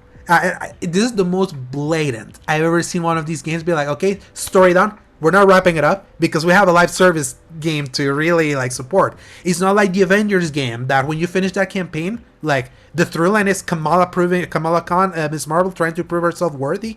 She proves herself worthy and being part of the team. That thing at least felt like it's something complete with tiny kernels that they can complete. Now, this is like, we're not going to really even close. Like, we're going to just beat the final boss and be like, no, now we're going to have to beat him 13 more times. See you in season 1. Then in season 2, then in season 3, then in season 4, and things like that. I was like, my dudes, you don't have to be that blatant. It's like, you had something so good in this story. Like, because it's again, like, the Arkham games really did great storytelling. Especially Arkham Knight was like a marvel of kind of like moving cameras, like environment changing, and kind of like them like twisting reality with what they were trying to tell you with stories. Like they had such a knack for storytelling, especially with that final Batman game, that it's still kind of here with the performances. Performances are fun and things like that. That how do you drop the ball like that because you have to support a live service? And a lot of people are like, well, it's like if they're gonna do a live service, that's kind of what it is. Like, nah. I've been in this genre a lot. It's like people are not this blatant. They are not. They are not this blatant, and that unfortunately is like it feels kind of like the sour, like leaving on such a sort of but not really cliffhanger, because you're trying to wrap like this story like in such a like in such an anticlimactic way that I'm like, are they really expecting them for people to stick around for like this season to keep getting more kernels of story? Yeah. Like, I'm like, I'm not sure I'll tell you about what, that. if you've got people that don't want to Yeah. pay for the microtransactions and stick around for the cosmetics, I mean, I can see why that's what you think, but you're also going to have the people like you who are pissed Yeah. off that they didn't get a full story. So Exactly. yeah. And even with them saying that, yeah, the episodes, the seasons are gonna be free. It's only the season passes that are cosmetic. I've heard this song and dance before, so Oh sure. yeah. And usually what that tells me when people say like the expansions are gonna be free, I'm like, oh, okay, cool. Is there gonna be so minimal? Because it's like I've seen it when I have paid for an expansion, it feels meaty because you're giving them money. When you don't give them money, it's gonna be the bare minimum. It happened with Avengers when they did a Black Panther expansion a year into it. Like, they gave it for free. I was like, gosh, they were getting there, but there's so little content. But of course, it had to be little content because they gave it for free.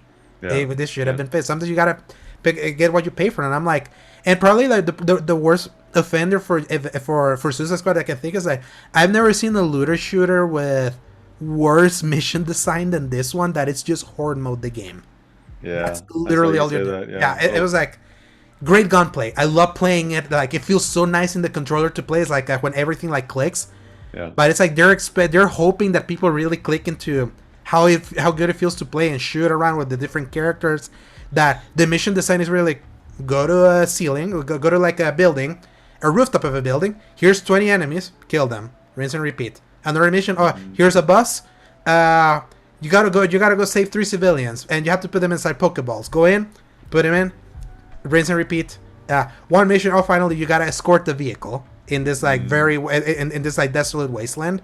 A million enemies coming in. Just it's like the most bare. Because escort missions are universally loved. Everyone loves. Oh, those. exactly. Absolutely. So it's like we should do more of those. Yeah, so that's all. So that's the meat of like what you're doing, like for moment to moment gameplay. That I'm like, I enjoyed the combat, and even now I felt it. I was like, man, it's like there's going to be more variety. Like the only variety that I could think of is when you're actually fighting the Justice League, like the actual combat scenarios that of this like down under luck for lunatics that have to villains that have to fight the mind control Justice League. The scenarios that happen and how they have to fight them are appropriately epic, and you can kind of understand the idea of like Rocksteady thinking, man, usually it's like the heroes against the villain, but usually the villains in the DC universe are not in the same power level as the heroes. Why did we flip the script?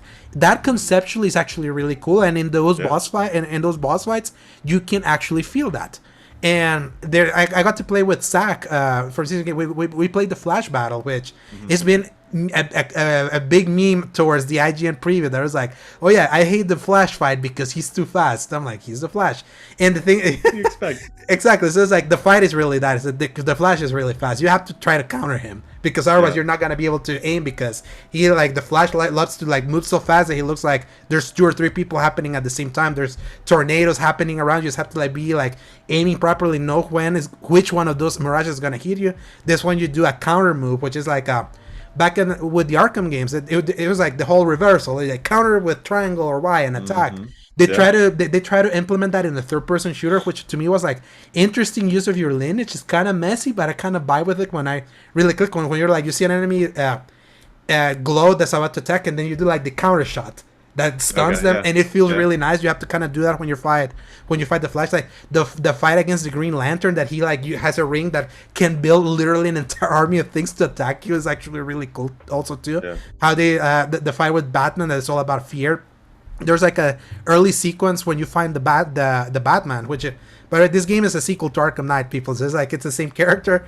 The sequence where you find Batman. plays like a reversal of the Predator sequences of Arkham Asylum, where you're like in a big room and you're stealthing around as Batman, picking enemies one by one. Yeah. You play a sequence, but now from the perspective of the poor soldiers, as Batman is like around you, cool. like using guys. It's like there's so many cool things about this game. Yeah. It sucks that the bad parts really bad. Yeah, Like they're they're away. And I was because actually I was like how much I was enjoying this game was like I spent until like 2 a.m. one day just playing, just flying around, getting Easter eggs from it because I'm just that big of a DC fan. It's like the love of DC and me. We haven't had a DC game in like freaking forever. We had Gotham Knights last 2 years ago, and that wasn't very good. But it was like when we're so flooded with Marvel stuff, like almost every year, even if it's not just Insomnia. Like one year we got Guardians, one year we got Avengers, one year we got Midnight Suns. It's like with so much Marvel, like getting to live in DC, I was like, I want to live in this world, and it felt really cool to just remain there because I was like, yes, I wish I was Superman flying through Metropolis, getting this Easter eggs from the Riddler, but removing that aside, it's like I'll enjoy like the world design, like I dare I say kind of like the environment design of this Metropolis. To me, it feels more impressive than the New York City from Spider-Man 2, because you know that because Spider-Man 2 is kind of because it's just New York, so they're recreating New York. Metropolis, the Metropolis that they put in this game feels like something they handcrafted. It's not like oh yeah, they went to Kansas City, took a picture and tried to like photograph. I can see that, so it's like it feels like there's more like striking environmental design that combined with like how great the game looks visually. There's so much good to say, but it's like I feel like it was like, of course I had to finish it when we're recording right now, because right now I'm in that sour taste that I'm like, as much as I even enjoy that story, my God, the blatantness of this gonna be a live service, how much they really fragmented what should have been the gut, like the amazing crescendo, just because they want to continue it for the next year or two. And I'm like, and what pains me is that will they? Is this game even gonna sell? Because I'm like. I keep thinking of it because a lot of people are like, oh, no, this game's going to sell really well. And I'm like, I don't think so. Like, do y'all see what James Gunn's The Suicide Squad did in the box office? It's like, the Suicide Squad is no guarantee there. Not at all. Yeah. It's like, are they expecting just because they put Justice League in the title, that's going to, like, bring in the people? But I'm like, yeah, but it's also killed that. So it's like, are they expecting, like, hardcore DC fans that have not had anything to be, like, the one big game, to be one where they have to kill the heroes that they would have loved to play as? Yeah. So it's like, that's why I'm like, can this be a successful live service? And right now, like, I don't want to give a full verdict because I'm thankfully I'm not reviewing this. Zach is doing it, and Zach is definitely enjoying it way more than I did. But he also loves the Suicide Squad. Me, I enjoyed that 2021 movie from James Gunn because it was like the Dirty Dozen but with super villains. So it was like, so that was fun. But I was like, I still need to see what their end game was, because I'm like, okay. Do you really like drop the ball in the transition from story to live service? I'm gonna give it the rest of this week. I wanna, because I've done myself a couple of end games in this kind of game. I want to see if what they're doing is worth it. I want to see what their episode 1 that launches in a month when season 1 launches, and they're gonna bring in a multiversal Joker as like a playable character. I need to see first before being like, was it worth this? Because I know a lot of people like in the looter shooter space, Brian, what they always want people to be like, we want you to know if you're going to be in the live service bag. The whole thing about live service is that it's ongoing content over and over and over and over. It's that it's a content churn. The content churn. And to Rocksteady's credit, ahead of time, a lot, they kept saying that they had been preparing, like setting everything up to do that. And I'm like, I want to try to give them the benefit of the doubt that they sacrifice right now this important part to maybe help that. But I'm like, insert Biff Tannen from Back to the Future 2 scene. Yeah, this all seems very familiar to me. Kind of so that's You've why I'm like, there before. I've been here before. So that's why I'm like, I cannot give it a blanket recommendation though. Yeah, I feel like, ironically, I feel that people are gonna enjoy this game more. Are either if you're like an actual hardcore Suicide Squad fan, like Zach, which I thought there were only 10 of them, if I'm perfectly honest. They do exist. They did. So they do exist.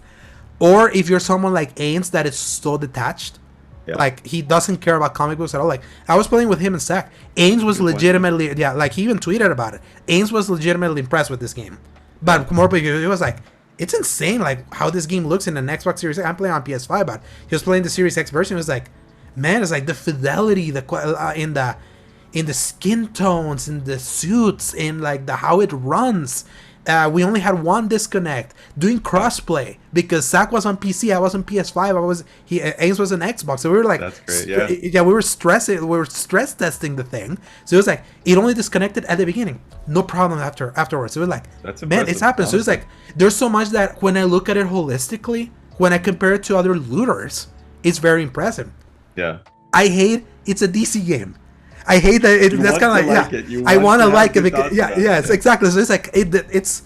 I've never. This has been the most conflicted I've ever felt like with a game that, after we finish recording, I'm gonna keep playing because I want to. So it's like it's kind of like because the gameplay looked really like me that I do like third-person shooters. I'm like, what's the last third-person shooter that I played? I'm like, God, I have not been served in third-person shooter line in a while, and the one that they made feels actually really nice. I like the intricacies of. It's not just about the shooting; it's about the movement, the melee. It's like you play as Captain Boomerang. He does something cool where you throw the boomerang that can teleport you, blink you, like if you're the Flash, to get behind an enemy, and then when you blink, you hit him with the boomerang, and then you can suspend an enemy like in the air, and then you just hit him with the shotguns and rinse and repeat, and see how you like combine with grenades. It's like that. It has a fun 30-second loop of combat that I'm like, this can be so fun. Why aren't there more better missions to showcase this? Why is it the Suicide Squad that I'm doing this with? So it's like that's gonna be kind of like something that will haunt this game. This is like the sword of Damocles that's like dangling at the top of this game, and it's gonna remain there for the entirety of this game's existence, because the whataboutism of this game is, especially if you're a DC fan, is very hard to shut it off. Absolutely, and you recognize that there was so much potential there, and what could have been. Yeah, sure, absolutely, exactly. I get that. And even then, like I also could recognize, like with the strength of the story, if this had not been a live service, if the ending had been proper, like if we had like a proper ending instead of like something that they want to keep doing on ongoing stuff, if this has just been a multiplayer open world game, like I think it could have worked. I also see that scenario be like, okay, but having all the different things that kind of like this game has it has in the cookie jar, the live service here, its story focus here, the middling mission design that I'm really hoping. I hear apparently there's 2 more mission types in the end game. I want to see if it's true, but I'm like, how do you feel about that, holding back parts of the game for the end game? Like, I mean, you have to get there and then keep playing just to experience all the games. Yeah, I went through this song and dance with Destiny last year because I did review Destiny 2 Lightfall for Season Gaming. Yeah. That was one of my first reviews from the year, and the year before, like I was in love with the Witch Queen campaign that Eric reviewed for Season Gaming for that one, and like the Witch Queen campaign for Destiny was an example of like a live service stuff that, like a campaign that tried to do campaign stuff that put a lot of the cool stuff at the front. Absolutely, for the campaign. I think that's how you have to do it, and that's exactly one of the reasons probably why Witch Queen was so well regarded. Yeah, and then Lightfall, which is clear that was not made by the same team that made it, because they have to keep like separate silo teams. They didn't get the memo. None of that cool stuff was in the campaign.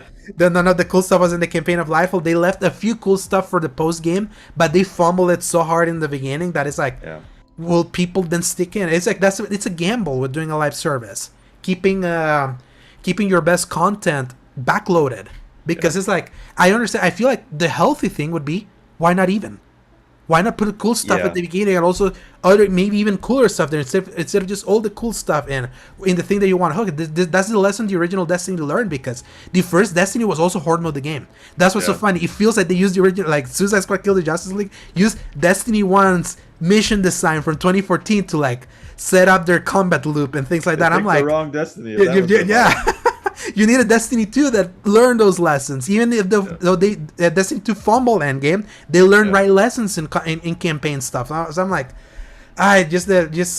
you can tell sometimes how long people have been playing, like how long things have been in development. You can kind of lean into what was around. So it's like and that one's been in Suicide Squad was been in development forever. I mean, clearly. Yeah. Oh yes. And it's just unfortunate because I'm like, it's very hard for me to like blanket recommend it. It's like there's like so many caveats, but I see the good, and like the good is so good that is just heartbreak. It's just heartbreaking. Frustrating. It's frustratingly heartbreaking. I was talking with Luke from the Xbox Experience podcast, he does cast co-op with Ains and Mr. Bad because he's also a big DC fan. He's in the exact same boat. He's like, we see the quality. It's so frustrating that this is the game. Like, I keep saying, it's like, I'm not opposed to a Suicide Squad game existing. Ideally, it's like, you want a bunch of those properties to have games. Yeah. I wouldn't have mind this game existing in a scenario where a Superman game was out, the Wonder Woman game from Monolith that we heard like 3 years ago, that's supposed to be the Shadow of Mordor people. Yeah. I wish that was out. I wish maybe there was a Flash game, or maybe an actual Justice League game was out. Then maybe a Suicide Squad game where you kill the Justice League is like, cool, it's interesting. It's like, I'll buy with that because we have all of this. But it's like, you have nothing. No. And there's nothing else for the DC fans. Exactly. So this gets all the attention, good or bad, you know. Exactly. So it's just you're like this. You're like, oh man, it's like, what could have been? And it's like, I just feel bad for DC because it just feels like Marvel laps them over and over and over and over. Yeah. Like they may have an early lead. We'll never forget Christopher Nolan's Dark Knight trilogy. Like the most revered thing. That's true. They squandered that momentum. Exactly. It was like they had that. Then the MCU happened, and then they wanted to chase the MCU. Bombed. Yep. Marvel was sucking at games for a while. They were just doing movie tie-ins, the movie tie-in games from back in the day. It was like, here comes DC with Rocksteady, with a Batman Arkham Asylum. Be like, these don't need to be shoddy. This can be a really legit Game of the Year like quality style games. Yeah. They then after Arkham Knight, we're going to bed. Here comes Marvel with Marvel games. Now they flood the zone. And now it's like, and now it's like DC just looks so like quaint in comparison. It's like they really got to do something because like I feel like we DC fans deserve better. We absolutely they might have the chance, honestly, because I think people are, as we said before, I think people are over Marvel. Like I think they're just it's so saturated at this point. DC might suffer because everyone's got superhero fatigue, but they might also be able to step in and say, hey, here's the alternative. Here's the other characters that you aren't sick of. Yeah, you know, let's do this. But I feel like those games would need to be in the pipeline already. Exactly. I'm not sure they are. Yeah. Except for maybe Wonder Woman. I'm not sure they're there. Yeah, and then it's like, and then like technically, Rocksteady's still the best one that has done a DC game since then. They're on Suicide Squad, like basically like sweatshop for the next how long if they want to keep doing, unless so that's kind of like the heartbreaker because I'm like, there's like anything like if this game bombs like at the like monetarily because I'm like. Review-wise, I just know that this game's just not gonna review. There's so much blood in the water, especially with the review situation, that I just know that I know this game's just not gonna review well. Even though I feel like if I were to review it, I think it belongs in the 7s. Like I feel it's like it's your candidate for 2024's best. Yeah. 7s, oh yes, absolutely. It's like right now it's like number 1 with that because it's like it's those kind of 7s that I'm like I'm gonna keep playing it. I'll still lament. Like, I'm going to be kind of like that Wojak meme of, like, you have a happy mess and the cry, that someone's crying, and like, that's how I feel. Like, because I just see it. It's like, I could see the scenario this was the Wonder Woman game. Wonder Woman in this game is so phenomenal. Like, she's so perfectly, like, portrayed. She's a badass. I'm like, she could have been the one fighting the Justice League. Like, it's so funny. Just like, you can see this exact same game with this exact same premise, just not as the Suicide Squad being the ones where you're like going through this. It's like you can see that you can peek the multiverse and see what this game could have been like, but it had to be this. So I'm like, I can't wait to hear to read Zach's review because he's definitely more positive than I am, and Ains definitely say like I think I'm gonna keep playing with them because playing with them was really fun. I don't know if you're big into multiplayer games, Ryan. I don't usually do multiplayer, but I like hearing the conversations that result. So, exactly, and the conversation about around this game has just been Last of Us 2 levels of toxic also because story leaks that happen out of context with this one of certain deaths that were telegraphed because the subtitle of this game is blatant. So it's like there's a lot of brouhaha about one of those deaths. I'm like, this is so stupid. It's like the discourse, like I feel like there's such tired discourse around this game around the wrong things when there can be actual criticism about the right things, but everything is kind of lumped together. This game, like nobody wants to hear the stories that people want to tell anymore. If they don't like the story, then it's clearly just a bad game and it's wrong. And I can definitely see the parallels with The Last of Us Part 2, where people don't want to accept the story for what it is. They want it to be the story they want. And sorry guys, you didn't make the game. So exactly. If you want to tell the story you want, then go make the game. Yeah, and that's the one thing that I want to give Rocksteady credit for because this is something that I was talking with Zach about, and I kind of agree with him. It was like, it's ballsy that this is the game that Rocksteady really wanted to make, considering the pedigree. Yeah. Because it's like they really like could have gone for the kings. Like Batman is like there's a huge pedestal of DC characters that they could have made a game, but they went for this. Yeah. Why they went for this? Did they want to prove that they could take like the least likely characters to make like a good game out of it? Yeah, maybe. I can see that. And the thing is that in a lot of it, I see it because the gameplay is something I really enjoy, because it just feels so tight. It's like they really like made it a really fun third-person shooter. So I'm like, it has that, but then it's like certainly like the context of how this game is coming out, the kind of game it is, like. And like it just everything around it is like I don't think we'll ever. This game is not gonna get the proper like reception it could have been had it come on maybe much earlier than it did. It shouldn't have taken this long. All the things that lead up to a game absolutely color the reception of the game and how people feel about it. I mean, like you said, you wanted to like it, but so many missteps ahead of release. I mean, it makes it hard. It really does. Exactly. So it's like they're not gonna get the first shake, and then we know that the founders of that studio left and created like a new studio, so that already kind of colored an early opinion. So like they did because they wanted like to open a studio and be like, no, we're the Arkham guys, not the Suicide Squad guys. It was like, did they smell blood in the water? Now we know why, right? We know why exactly. They wanted to, even though I feel like compared to its peers in kind of the same genre, I still feel this game I feel is better than Avengers and better than Anthem. And probably better than the Division 1. It's gonna be worse. Because the context is absolutely different, and that breaks my heart, because I'm like, I actually see the parts that are quality are really quality. It's just very specific sticking points that really bring it down. But it's like, realistically, that shouldn't bring it too down, if you know what I mean. But now the context of everything just feels like that. Like the blood is out in the water, and I can't wait to see how low the reviews go. I'm just there. I'm like, ugly. It could get really ugly, and then it will just depend if the people if it can find its audience, if they can find like the more sacks of the world that are really invested in this, if they can kind of see the entire story through.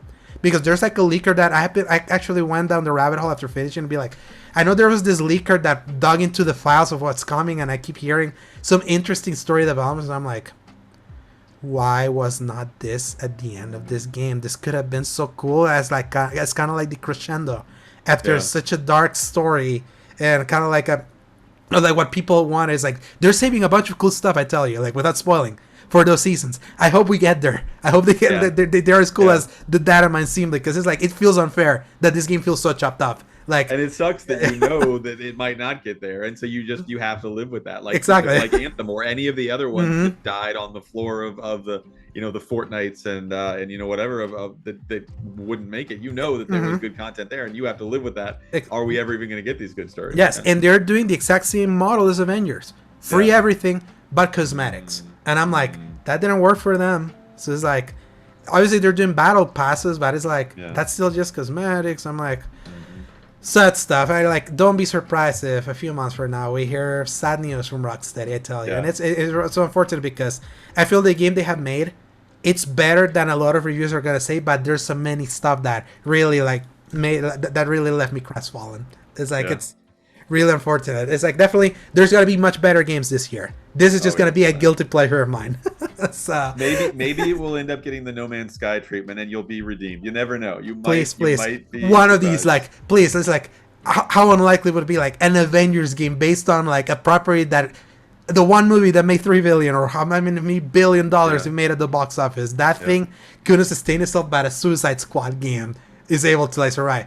That would be insane. Yeah, man, if that would happen, that would be hilarious. That would be probably the best case scenario. But I would laugh hysterically. Like I would laugh hysterically. That's where we get there. Don't hold your breath, but you never know. Oh no. So, Brian, it's time for the news.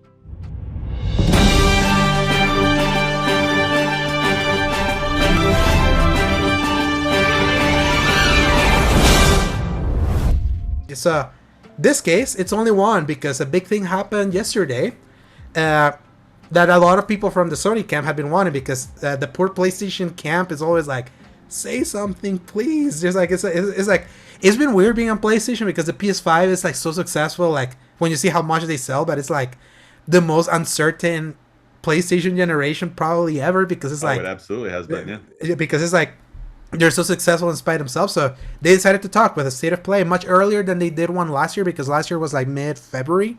The one, ironically, the one from the one that had the Suicide Squad showcase was around this time last year, but a little later. So we finally got this state of play. But before I read some of the things that were announced there, Brian, what do you think of this state of play?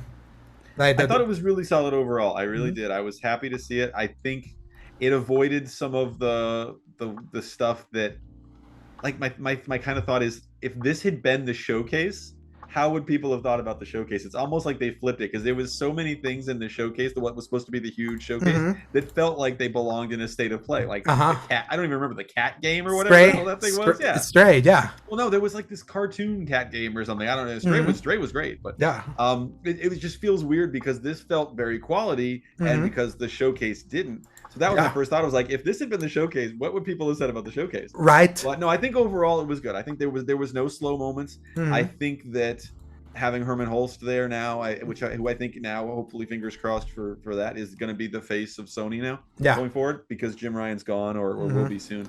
Insane that he wasn't before. Insane. Yeah, because what I wrote down in my notes was, they could not escape the stink of Jim Ryan, and no matter when he showed up on the screen, people were just like, it's like throwing popcorn at him. It's like, you don't want you on the screen. And Herman Holst is just totally different. Like, people believe his bona fides as a gamer, and they never did with Jim Ryan. And it's just totally different. So it's a different vibe when you see him on there. So I think that was a great start to it. And I just think overall it was quality. There was a lot of good games. There's a lot to look forward to. Again, not a ton of first party. Not a ton of PSVR 2. There was some good stuff there, but I thought there was going to be a little more of PSVR 2. But no, overall I was very pleased. I think there's a lot of good stuff there. And of course they ended with the relative bombshell of Kojima-san. So we'll get to that, of course. Oh, absolutely. And then on top of that, like, teasing that we're getting another state of play next week. Yeah, I've never seen two back to back like that. That's insane. I mean, it makes sense. They've got to do the one for Rebirth. Because I was surprised they were that close together. Yeah, and that's their big game. Like, they have like a big ticket item for like this early year. It's Rebirth, the most anticipated game, as voted by many. For this year. So it's like, of course they're gonna put money behind it. But yeah, it's like state of plays are the literal Russian roulette of the Sony PlayStation kind of like showcase game, especially since they started in 2019. Because ironically, if you go back to when they started doing state of play in 2019, the ones that year were not bad, because it was like that was the first year without like a Sony press conference at E3. That was the first year that they backed out. So they were like, we're going to try something different. And it was like, okay, they're going to do the Nintendo Direct style. There's some cool third-party stuff, and each of them were like punted by like a big game. The first like state of play was Days Gone. It was about to come out. The other one was like revealing Final Fantasy VII Remake, funny enough. Then the other one also had Resident Evil 3 and Ghost of Tsushima there. So it was like, that year was like, okay, there's stuff here.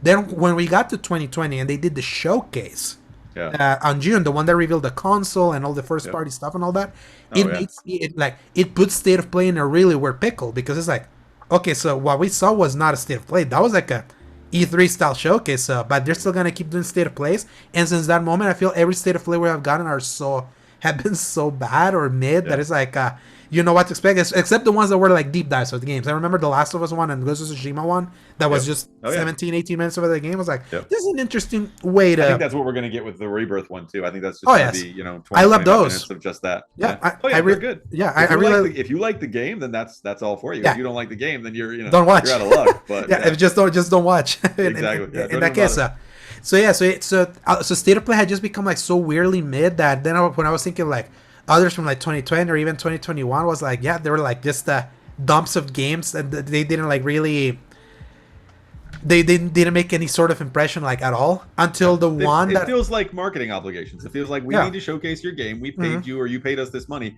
We need to show you on something. So let's just put together a trailer, basically. And that's how and that's how they used to feel, and that's what. It was hard to take them seriously, because with the disembodied boys and things like that, it was like, it was very obvious what they were. It was like they were the marketing obligation on their sleeve.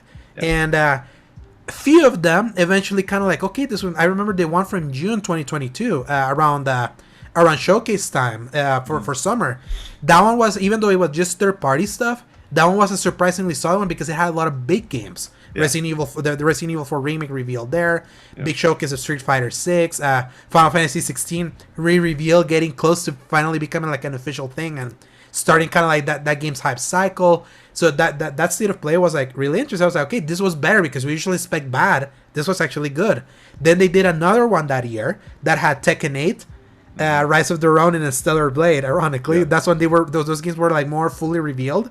Yeah. Even though Stellar Blade kind of was revealed in one of those September showcases, but without a name. So that state of play was what defined that name, because it was like Project P, I think, or Project S. It was called. But it was a code name for first. Yeah. Yeah, so it was like revealed right after the KOTOR remake, RIP. So it was that showcase, the 2021 one. So it was like that one had Rise of the Ronin was there. The God of War Ragnarok launch trailer was also like at the end of that one. I was like, okay, for September state of play and lack of a showcase, this was not bad. And then obviously we got the showcase last year. That was a huge disappointment because we such a wasted opportunity. Yes, especially like. It reminded me when Nintendo Direct went like an entire year with a Direct, and then they came back with a Direct. It's like, by itself, it's not bad in the context of the weight. But it doesn't exist in a vacuum. You had so much anticipation and so many expectations. Yeah, absolutely. Exactly. So it's like they left it. Yeah. So then after that showcase, they did the state of play from last September. It had the same. It was similar to this one. It was like. That's when they brought Shawnee Benson, I think was the name of the lady. That was that. Yeah, that was the first one. I was like, wait a second, they have someone speaking, like they have an MC. So I was like, okay, this is more personable, no more like disembodied voice. And they continue here and having Herman Holtz in this one. I'm like, if that becomes like a norm, then people are gonna start like taking state of play seriously. Like that, even if maybe all these games are not like your cup of tea. That's like arguments that I know I've been having with a few people. Because a lot of these games are my cup of tea, and getting to see a bunch of developers there, I'm like, okay, now we know what a really great state of play can be. Yeah. I think you're right about that. That's a big part of it. Is it's just not the voice and just trailer after trailer. They actually show the people, and even if it's not a live stage show, it's still something where you're getting more context to it, or you're getting to see the people, and it's slightly closer to E3, because that's always going to be the measuring stick. Unfortunately, one way or another, fair or not, that's going to be the measuring stick. Yeah, and something so having that anything like that helps. Yeah, and then something that this state of play did better than even the showcase from last year is like we actually got to see the games. Like the gameplay, even though cut it, like some more extended bouts of gameplay, some like quick cuts. I know a lot of people were saying that they felt Stellar Blade which was actually the first game that was showcased here. After like that brief reminder, hey, Helldivers 2 comes out next week. Here's like a little commercial. It was like Helldivers 2, and then like Stellar Blade had finally like a very extensive look that I was like, oh yeah, this is not just an action thing. There's like it feels a little bit more in depth. It's like this actually looks really cool. Like I like the vibe. My podcast co-host Paul was like, this feels like Nier Automata meets Lost Planet. He saw it. I was like, actually kind of I can kind of see that. And he got dated.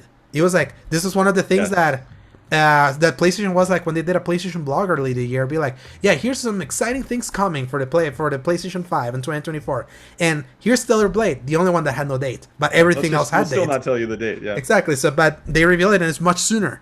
So it's like I was surprised it was that soon. Yeah, I was honestly surprised. I was surprised a little bit to see that it's open world too. I hadn't been paying a ton of attention to it, but it does feel very like my first thought was, okay, this is like anime Horizon. Like there's a lot of stuff to do, different world obviously, but the combat feels a little bit like that, and it just feels a little more, like a Sony game, if you will, than I was expecting. So which makes sense. I mean, they've probably been in on this thing during the development as well as just paying the money to have it. So I'm not surprised by that, but it was different than what I expected. I'm actually kind of excited about it. Yes, but also probably what makes it more interesting for me is that yes, it has kind of like that Sony type game pump and circumstance, but it's so damn weird and it's so like exotic that it also reminds me of that old era of PlayStation where they would try to do stuff like this more often when they still had Japan studios. It's like there's a lot that reminded me of the state of play was that even though we did see nothing of what first party currently is,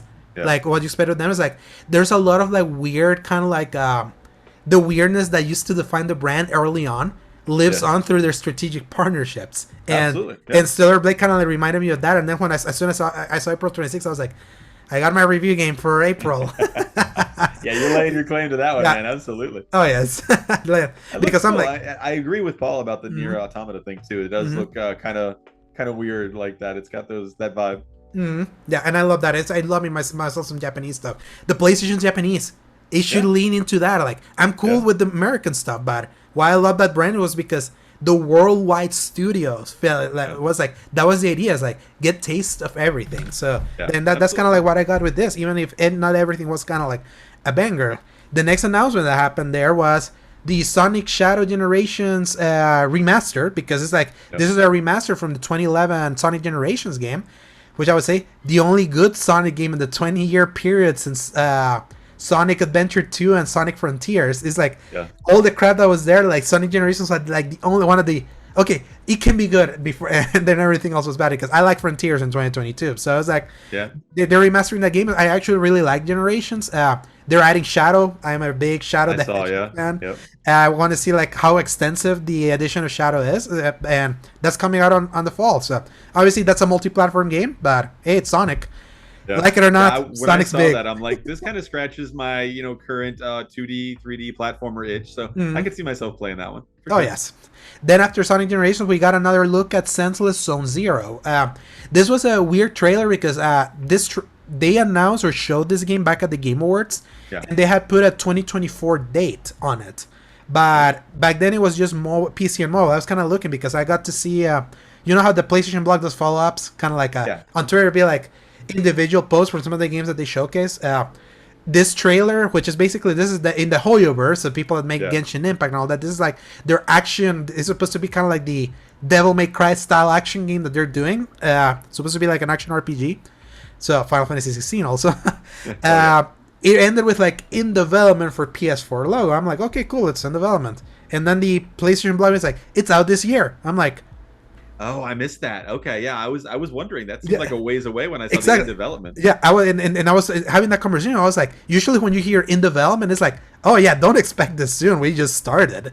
So I'm like, exactly, yeah. So I'm like, if Sony has to kind of fix something, what happens when they do showcases and poses, that all this info should be here. Like, why was it 20? It should be like in development for PlayStation 5 coming 2024. Is that hard to say? You would think not, no, but they don't they don't seem to like doing that at all. Yes, I remember the showcase from PlayStation in 2020, the one that revealed the price of the console. Jeff Keighley, after the showcase, was like, "Oh yeah, Demon's Souls is a launch game. Pre-orders goes out tomorrow." I'm like, why is it being announced on Twitter post showcase? Why was that in the showcase? So this is I'm like noticing that there's like there's like Sony has that problem. So that reminded me of that when seeing that I was like, okay, I guess Senseless Zone Zero, it's out this year later in the year on PS5. That's crazy too. Yeah, I mean it looks done. I mean if you can take a 45-second trailer to look, at the real of the fullness of the game, it looks like it could be done. Yeah. But I'm kind of surprised to hear that. But I'm not a Hoyoverse guy at all. I'm not against Impact or anything else, Honkai Star. But that game looks pretty badass. Like that combat will look sick. I didn't think about it, but Devil May Cry is a good parallel there. I love myself some action games. I love like again Grand Blue Fantasy is combat is kind of like in that vein. So nice. So that's why I'm like, they keep like Tower of Fantasy. You can download. I keep getting all this notification of this Hoyoverse in my place. I'm like, do I sound like all the time? So it's like, so I'm like, no.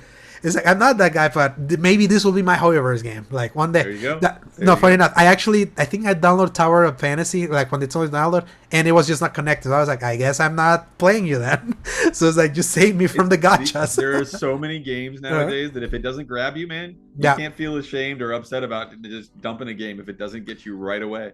Like what is like Chris on Last Stand? Yes. He's what 10-15 minutes. If he's not immediately in, he's out. Oh yes, especially. I don't blame people. Exactly, and in his case also because he's very ADHD, it's even harder. That you need something that can grab them. It's like I will sometimes wonder if I have ADHD because sometimes I have felt that way. It's like delete. I feel like I have gaming ADHD, but for me, it's not like usually a quick thing. I'll get towards the end of a game.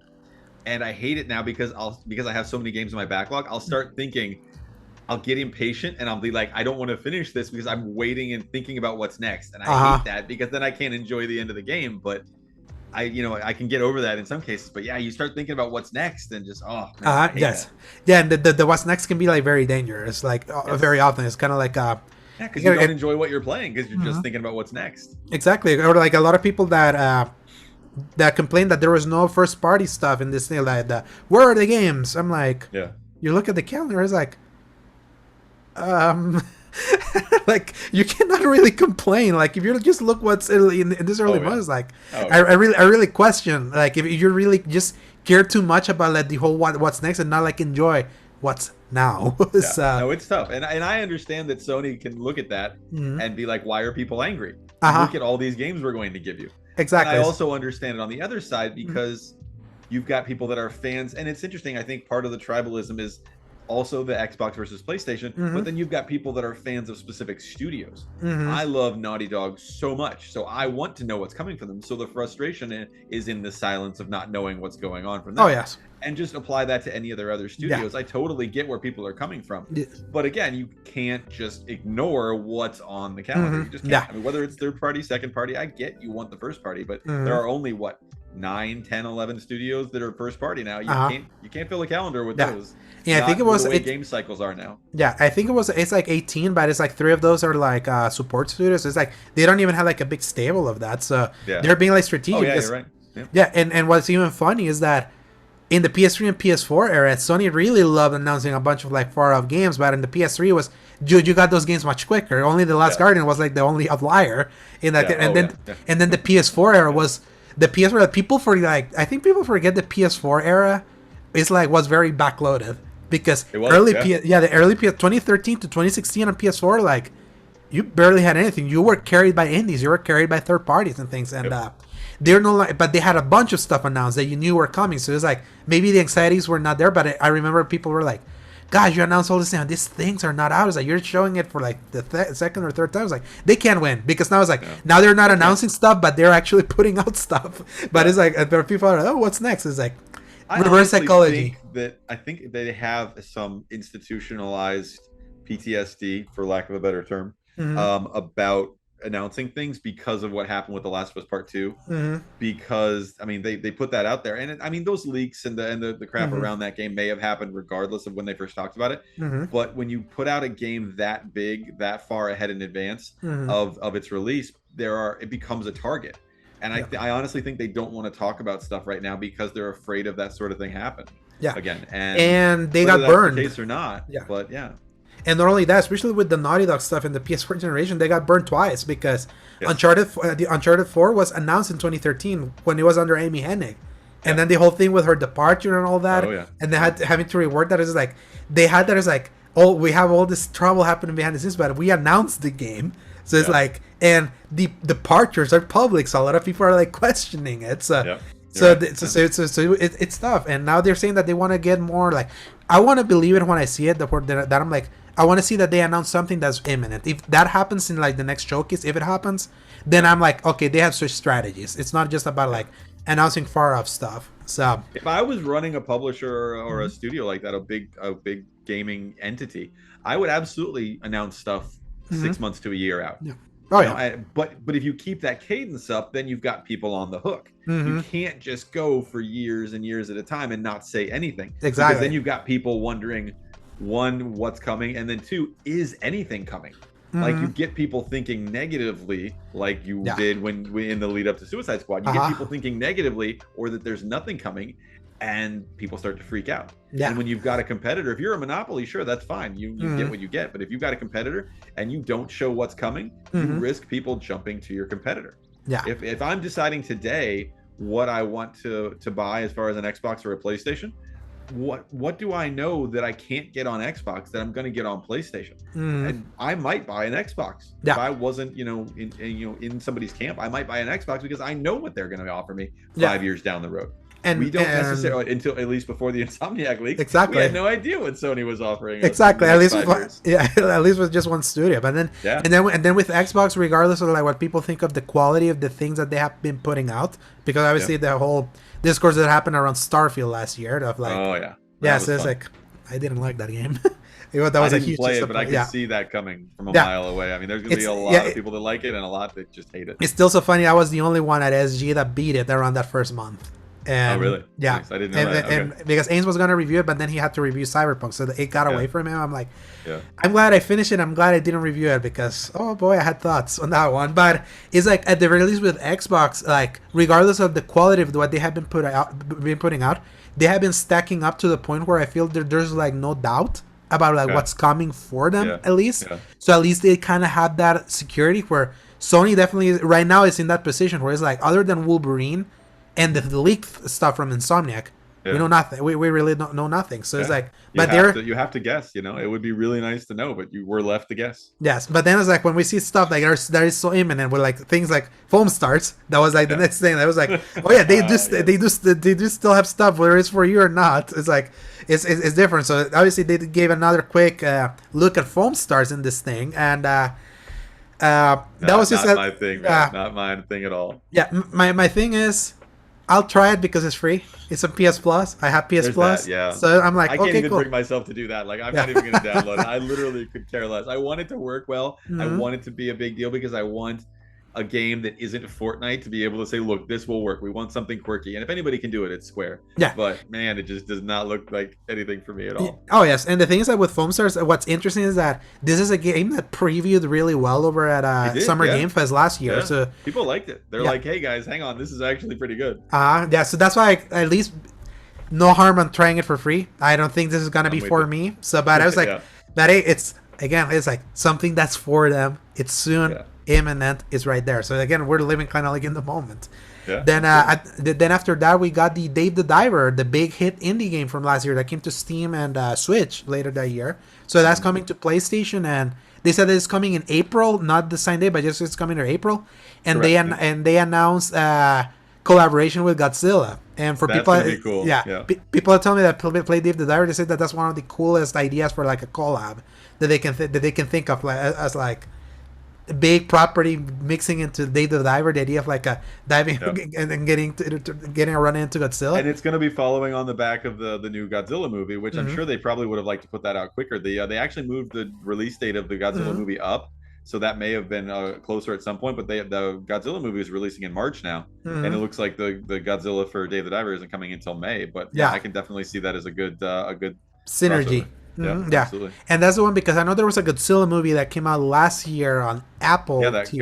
well, there was actually one in the theaters that was there's a TV show Uh-huh. or there's like a universe like a MonsterVerse, and then there's Uh-huh. the Godzilla -1 or something. Yeah, it was like its origin story. Yes, It and I was know that very one was Japanese. huge. That I know Yeah. that one was huge. That it was like on Apple TV, but they did like a week release in theaters, and it was like so Oh, I big. didn't realize that. Okay, Yeah, so I thought that it was just a straight theater movie. I didn't know that. oh yeah, so it was like kind of they did kind of like clever, something like the second Glass Onion Knives Out movie that they put it like 1 week in the theaters, but it's a streaming movie. Nice. So Okay.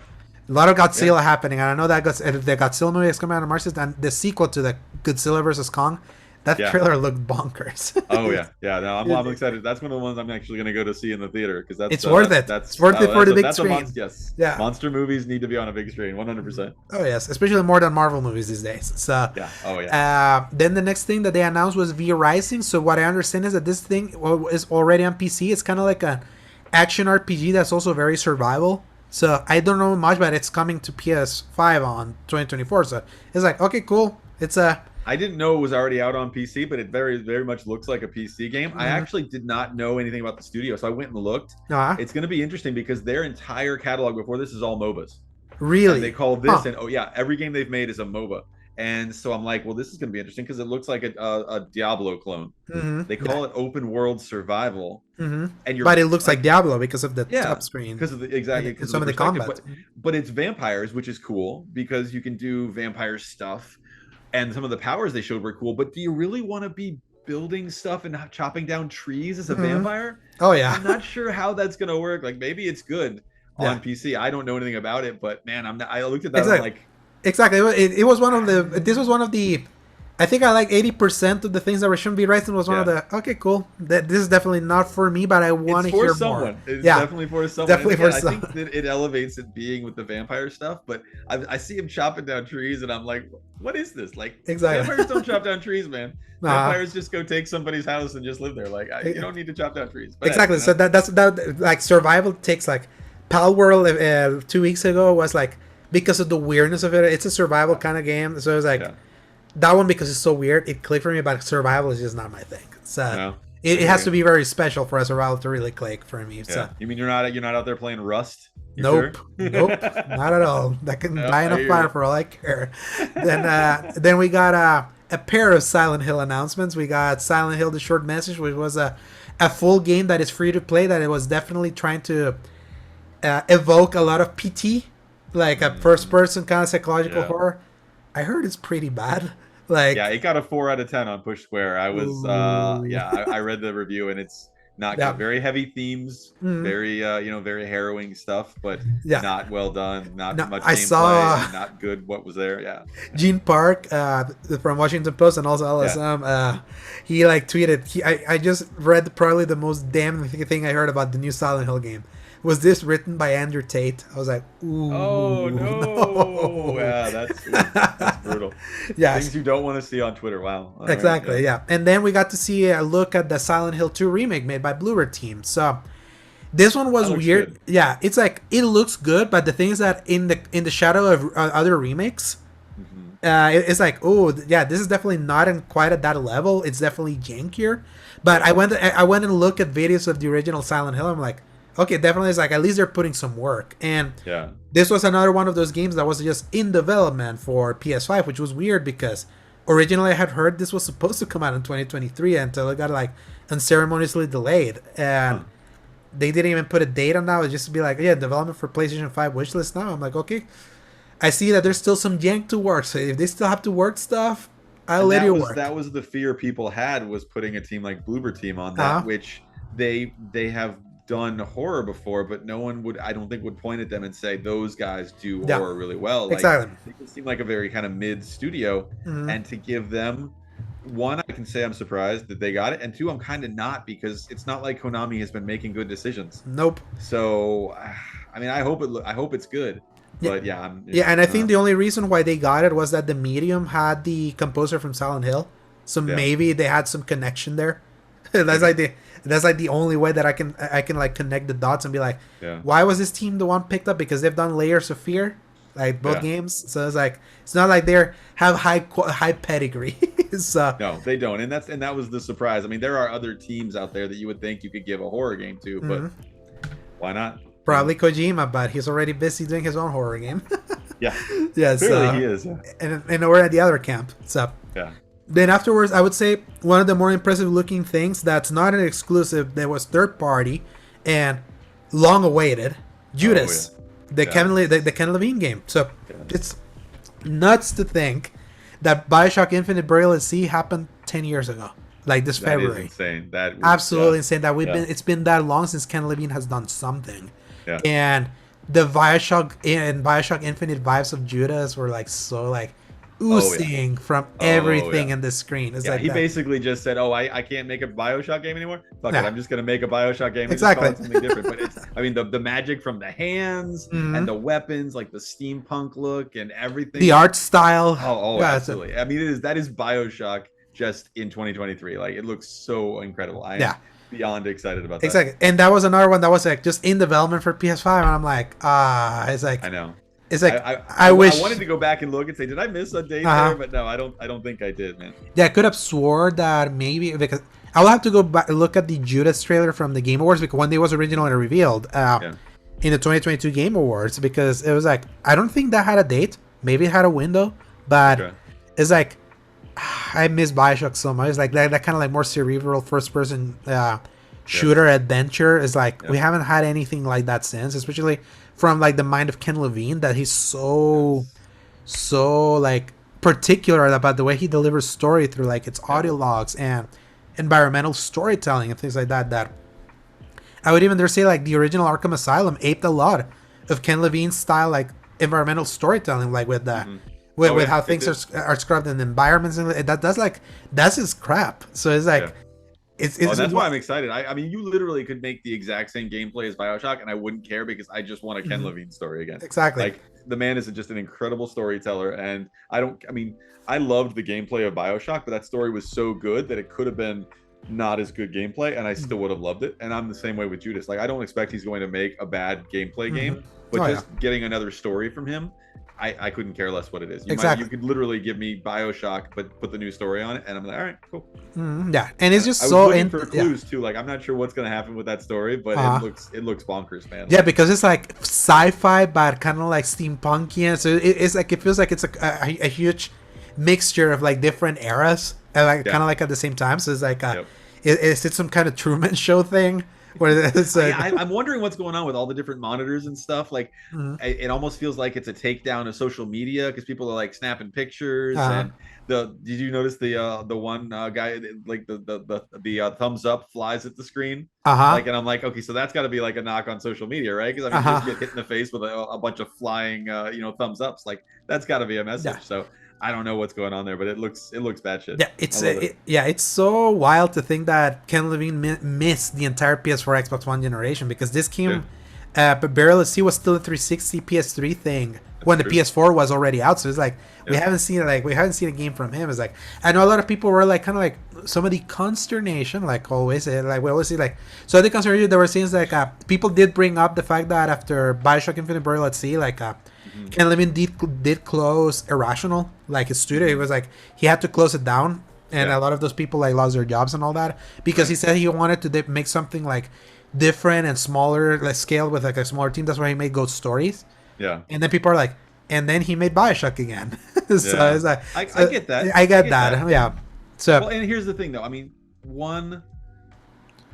You want them to do what they're going to do and you want them to tell the story that they want to tell, but then you also have to be financially viable, and I would say that that's a lot. Even if you're Ken Levine, it's still an independent studio. You don't have necessarily the full backing of a big publisher like an Xbox or a Sony, and you have to be, it's a much harder to make small games and be financially viable these days than it used to be. You could do that back in the day, and again, if anybody could do it, it could be Ken Levine. But if you have BioShock in your backlog and in your resume, it's probably tough to get away from that. Because then if you make something small, people are gonna be like, "Oh, you didn't make BioShock. We want BioShock." And then of course you make BioShock, be like, "Oh, you're just making BioShock again." Okay. Yeah. So I get it, but it's a lose-lose, I think. Exactly. Yeah. It's like I do find it interesting that at the end of the day, like the kind of game that Ken Levine took 10 years to make was still like a BioShock style game. I do know that from System Shock 2 to BioShock, it also took a while. Like it was like also a long development cycle. So that's what it takes to work with him, I would say. I would imagine he is very much an auteur on the level of Kojima and some of the other guys out there. And I've heard that he's not easy to work with. Yeah. But would you rather have somebody who's not easy to work with who makes an amazing game? If you're not the guy working for him, you probably would make that. Make that trade. Yeah, I know. I think there was a Jason Schreier like expose saying that there was like a bunch of people that have worked at Ghost Stories that wanted, or like why this game has taken so long to come out is because Ken Levine's perfectionism of like building and throwing stuff away, kind of like constant scoping and rescoping, because that's just how like his narrative works. So I can kind of see that, but I just hope that we're getting close to like the release of this. Like we went an entire decade now. That's weird to think about. So I hope if now from the Game Awards trailer from 2 years ago showing up at a State of Play of all places, to show this game is like, okay, we're getting close. It's been too long. Like if you have to make it, will it be a 2024 game or a 2025 game? What do you think? I think 2025 at this point. It's kind of like I said, like when I saw the in development, kind of like we saw with Sentence Zone Zero. That's why I was like so shocked when they were like, no, it's out later this year. It's like, then don't put in development for PS5 then, because that's like what that tells me. So Sony loves to bury the lead these days, man. I don't know, but that would be nice. That would be a really great fall game for them if they could, because again, we have no idea what they've got in the fall. Exactly. But, man, I don't know. It does not seem like that quick. And I don't know if I would like another Ken Levine game the same year as a GTA game, because that's what happened last time. So it's like here's the thing: you can literally release nothing within a 3-year window of GTA. GTA, and your game will still be destroyed by GTA. Like, Exactly. you can't use that as a measuring stick, but yeah, I know. I get it. It's just so funny because the last time like we got new releases with those franchises, they came in the same year because like we haven't had a GTA since 2013, not counting the PS4 and PS5. Yeah, for me that has been 10 years since you've had a new one because obviously they haven't had to. They've just been living off that GTA Online cash. But man, that is hard to believe. They came so quick, just like anything, they came so quick there. For it was what 2-3 years between from Vice City to San Andreas. Yeah, and, those were like crazy. back to back. I thought it was like a 2001 was the GTA 3, then 2003 I think it was Vice City, and then the year after San Andreas. Yeah, and then we had so quick back then. Yeah, it's like making what they made one of the Final Fantasy games in like 8 months or something. Oh like yes, everything was different back then. You can't do that anymore. It blows my mind. Like a game like Final Fantasy 6, just took less than a year to make, and that game is so expensive. That's insane. That is insane. So then we got a little bit of like a side detour over at VR Land with Metro Awakening VR. So this was also like. What's funny is that a lot of the state of play leaked, so it was just funny how accurate the leaks were of the state of play. So it didn't have the surprise factor, but at least it had the content factor. So I didn't see any of the leaks, but I stay off of Twitter as much as possible, so I did not. Good see thing that, you did. Yeah, I was surprised by that. Yeah, so and you should take a lot of leaks with a grain of salt because like a lot of people do like a lot of fake leaks, but this one. Oh yeah. Now, whenever the same person that leaked this thing leaks something, I'll pay attention because like this is like eerily accurate and. So yeah, Metro Awakening. So they're Metro finally coming back. They haven't had a Metro since Exodus in 2019, and this is going to be for PSVR 2. I don't know if it's exclusive to PSVR 2. I doubt it, but that's how they showed it. Too. Yeah. And it's coming out later in 2024. So for the 10 people that have PSVR 2, you have a game.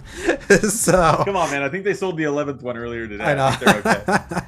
But no, it looks good though. I'm a big fan of visually, visually and looks just stunning. being in that subway environment and then those enclosed environments and stuff jumping at you, man. That's the perfect game for VR. Like I could not have chosen a better property to make a VR. And game. apparently they're doing it more. They're going more deeper into horror. So that for VR is gonna work because it's like if you ever played the Metro games, it's like they're not quite horror, but there's like alien stuff that can do like tiny jump scares at times when you're like in the subway. So if they lean a little bit more into that with VR, that would be really cool. And it just looks stunning. Like the old Metro games from 2033, Last Light to Exodus are always been like great visual visual style that pushes those games. And that I played all three of them. I haven't finished Last Light, but I beat the other two, and they're all great like that. Like you said, they have it's very unique style. That noise of the Geiger counter that they play at the end of I mean, that's iconic, man. That is iconic. I mean, that's a very basic sound. I mean, everybody, but that game or that sound in a game standpoint makes me think of Metro. Like it's like a brainwash. Gosh, I just remembered that I have the PS5 version of Exodus, so I'm like.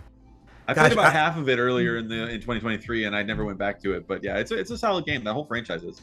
Yeah, so definitely need more Metro. Hopefully, yes, we got a VR game. Maybe there's a 4th official Metro coming soon. So you would think so. I mean, that can't be a dead property. I mean, if they're going to put money into a PSVR title, you would think that they would put it into a standard PS5 title too. Yeah, it's probably the thing that's happening over at Ukraine. That's kind of like. Well, yeah. Stuff, I think they moved that studio, to be honest with you. I think they moved them. I want to say they moved it to like Malta or something. Yeah, they exited. I know that. I know that had some exits. That's probably why we're just getting stuff right now. So, that's a good point. Yeah. Yeah, and then the other VR game was Legendary Tales, which is coming on the 8th, which is weird. It was like kind of like a. Quick. Yeah, it was like a Shadow, like a fantasy style game that has like some Skyrim-y like aesthetics. Very heavy Skyrim vibes. Yeah. Yeah, little janky, but. It's something. This was one of my favorite moments of the entire show because of the skull. Watching him pick up the skeleton, slam him through a table, then pick him up by his spine and punch him in the head. That was high comedy, dude. That yes. I love that. Again, it's like not the most high quality stuff, but it's like it looked fun enough that if you're hankering for something to play on PSVR 2, at least you get something imminent. Yeah. Well, no, that's true. That's true. Well, PSVR 2 swords and shields guy, at least not like that. But man, that was some serious comedy. I love that. Yeah, and to me, I'm like, will PSVR 2 ever get a first party game again? We'll see, but I hope they support it. Yeah. Maybe Astrobot's gonna save them again, but it's like I have no interest in PSVR 2. Like it's like I want to, I really do, and it's funny because I'll see like reviews on Push Square. I look at Push Square like 4 times a day, and I mean there are several reviews on there where they're like, PSVR 2, this is an amazing game. But Synapse, I know was that. I know Synapse was big.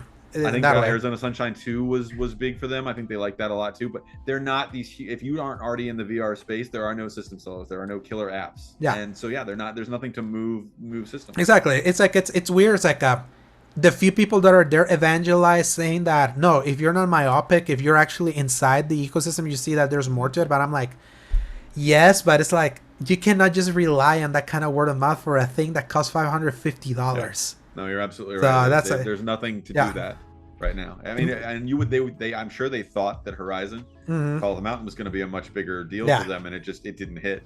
Oh, so not even now the you wonder slightest. what are they doing? I mean, you even wonder if they're even greenlighting any new projects. Yeah, I know that they're trying to go by with that. Oh yeah, these Resident Evil games that come out, here's a free mode for you to play them in first person, and people really love that. Like Village was great, and Resident Evil 4 on VR also was great. That came out very late last year, but it's like it cannot just be that. It's like it's what happened with the Vita, and it's like if you want people to take this thing seriously, first, second, or third party exclusive, they gotta be there. Like and making a big deal about it because they're still supporting their console. It's like I feel like they just want to let third parties be the one that are ruling the roots there. And I'm like, I can't believe they keep like with every hardware that's not main PlayStation, they keep running into the same like brick wall over and over and over and over again. And even in studios that made exclusives for them, like the Firewall game that apparently was pretty good, already closed as part of the many layoffs that have been happening this year. So I'm like, oh man, I feel bad for the people that for that invested, even though I know a lot of people have said that there's still stuff to play, but I was like, I don't see it personally, and I love PlayStation, and I don't even see it. So I hear you. And bless you to whoever's in the background. That's my son. Sorry about that. I know. Allergy season here in Florida. Oh yes, it's fun. Oh yes. Hey, but it could be. Hey, at least you don't get snow, right? That's true. That's true. It's been cold. It's been cold here by our standards, but no snow. Yes. So then moving from that tiny BR blog, they gave us another look at Dragon's Dogma 2, which is out on March 22nd. This thing looks really impressive. Like, I know that the original Dragon's Dogma cult hit, but has a fervent fan base of some people that slowly, with the Dark Arisen re-release that they put out, and then they're moving into like more modern hardware. It has been kind of like one of those niche Capcom things that people have been clamoring for, and they definitely look like they're putting a lot of money and effort into the sequel.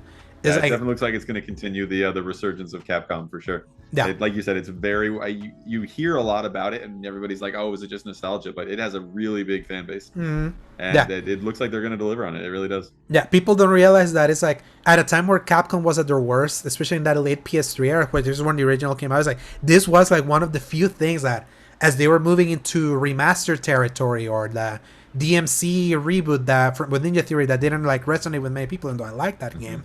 Resident Evil 6 being a disaster. Like Dragon's Dogma was like, oh my god, it's like there's something here, and they just never revisited until now, because now Capcom is like financially the best they've been. It's like their games just hit.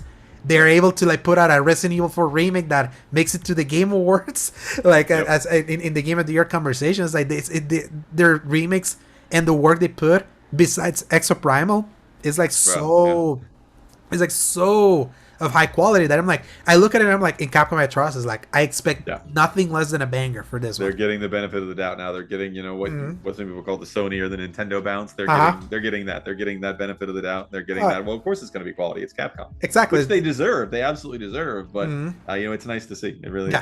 This will also be interesting because this will be the first game of their updated engine, the RE engine that they've been using. I think this is the first game that now that they moved, this is their first non-cross platform game. It's like, it's so wild to think that even Resident Evil 4 last year was a PS4 game. So they had still been like straddling the line. This is the first one that are like, no, this is full next gen now.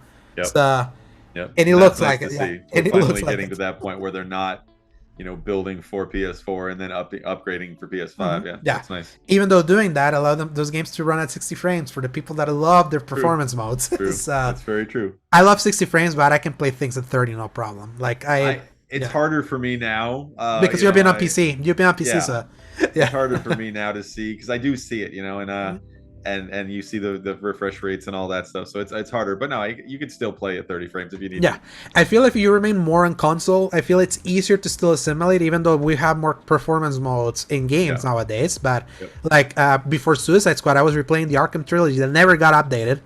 Like, I know on True. PC. No, it didn't. Yeah, so it's like I played him fine. I platinum Arkham Asylum again. I platinum that game twice now. So it's like this was in 30 frames and it worked for me. So it's like it's still possible. You just have to like your eyes have to like obviously if the preference is there, I'll always choose 60. But still hasn't prevented me from being like, oh, that's 30 frames. I'm not playing because I feel like especially if you're on console, we're gonna reach that point where that's just not gonna be feasible. Especially because just last year alone. We especially with Jedi Survivor and Final Fantasy 16, their performance modes were bad.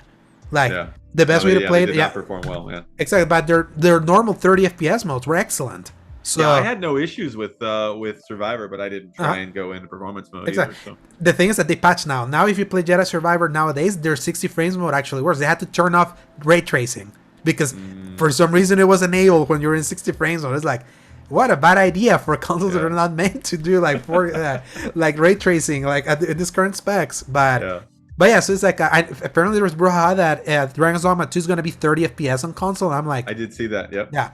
It doesn't come from a reputable source, so I'm waiting for confirmation. But would you be surprised? I mean, honestly, I wouldn't be. I mean, that seems to be where we're at, and I think a lot of places or a lot of people are pinning their hopes on the PS5 Pro to be able to get to that, much more regular 60 frames. Yeah. But in a game like Dragon's Dogma 2, or what I would expect that would be, it doesn't feel like 30 frames is the hindrance that it would be in an FPS or something like that. It feels like that's a game you can handle 30 FPS. Yeah, especially for like a more methodical, like even though it's faster paced than a more methodical Souls-like, it's like a 30 frames in an open world that like it shows there, especially with the amount of detail that it's pushing in scale because there's like massive detailed enemies in that game. Shadow of the Colossus style. Like I wouldn't be surprised if there's no performance mode or if the performance if there is one, if it's super like you might as well play at 30.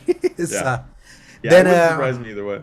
Yeah. Then afterwards we got the other game that comes out also on March 22nd. It sucks that both games are like it's so funny they blatantly very surprised. Blatantly be like, both these games coming at the same day and none of them are blinking. It's Rise of the Ronin, the game from it's under this PlayStation Studios banner but been developed by Team Ninja. We got more of like an extended look at the gameplay that definitely looks more action RPG than Neo. Like it feels more like an open world, but it does have inspirations from some stuff. Like I did see some Ninja Gaiden there, but I also saw some Sekiro. Much more Ninja Gaiden, and yes, I did see the grappling to him and hitting him. Yeah, that's Sekiro, but it does seem much more Ninja Gaiden than Neo, which is great for me because I bounced off Neo really quick. Yeah, Neo was like even as I was trying to like force myself to liking Souls games, like Neo was like beyond that was beyond my skills. Like Neo that was like too Dark brutal. Souls level one level, like walk around really slowly and parry with your shield and do that. That's how that felt to me. But this one looks like it's doing it the right way. Like I wonder how much of the combat is going to be Souls-like and how much of it is going to be more like Ninja Gaiden, like fast. And it looks fast, but you can never really tell. At least I can't because I'm not a huge Souls guy. Exactly. Like, is that just from looking at it? Is that Souls combat? Because I will like it. That looks like a day one for me, regardless. Oh yeah, it's same for me. The combat looks excellent. I'm gonna like it as much as if it's Souls-like combat versus like a real fast Ninja Gaiden. Yeah, which was difficult, of course, but in a different way. Yeah, and Neo wasn't this fast paced, and even something like Wolong Fallen Dynasty from last year, also from Team Ninja. Yeah. That so people sometimes confuse both games. More slower paced also, and definitely more leaning into the Sekiro. This one feels like is mixing their Ninja Gaiden roots with being able to do like because I definitely saw some like quick pairing. I could imagine the L1s or the LBs of doing it. Well, technically L1 because this is exclusive. So the one thing that I do agree with some people, and I don't know if it was just my stream, the quality of my stream, visually it definitely didn't look great.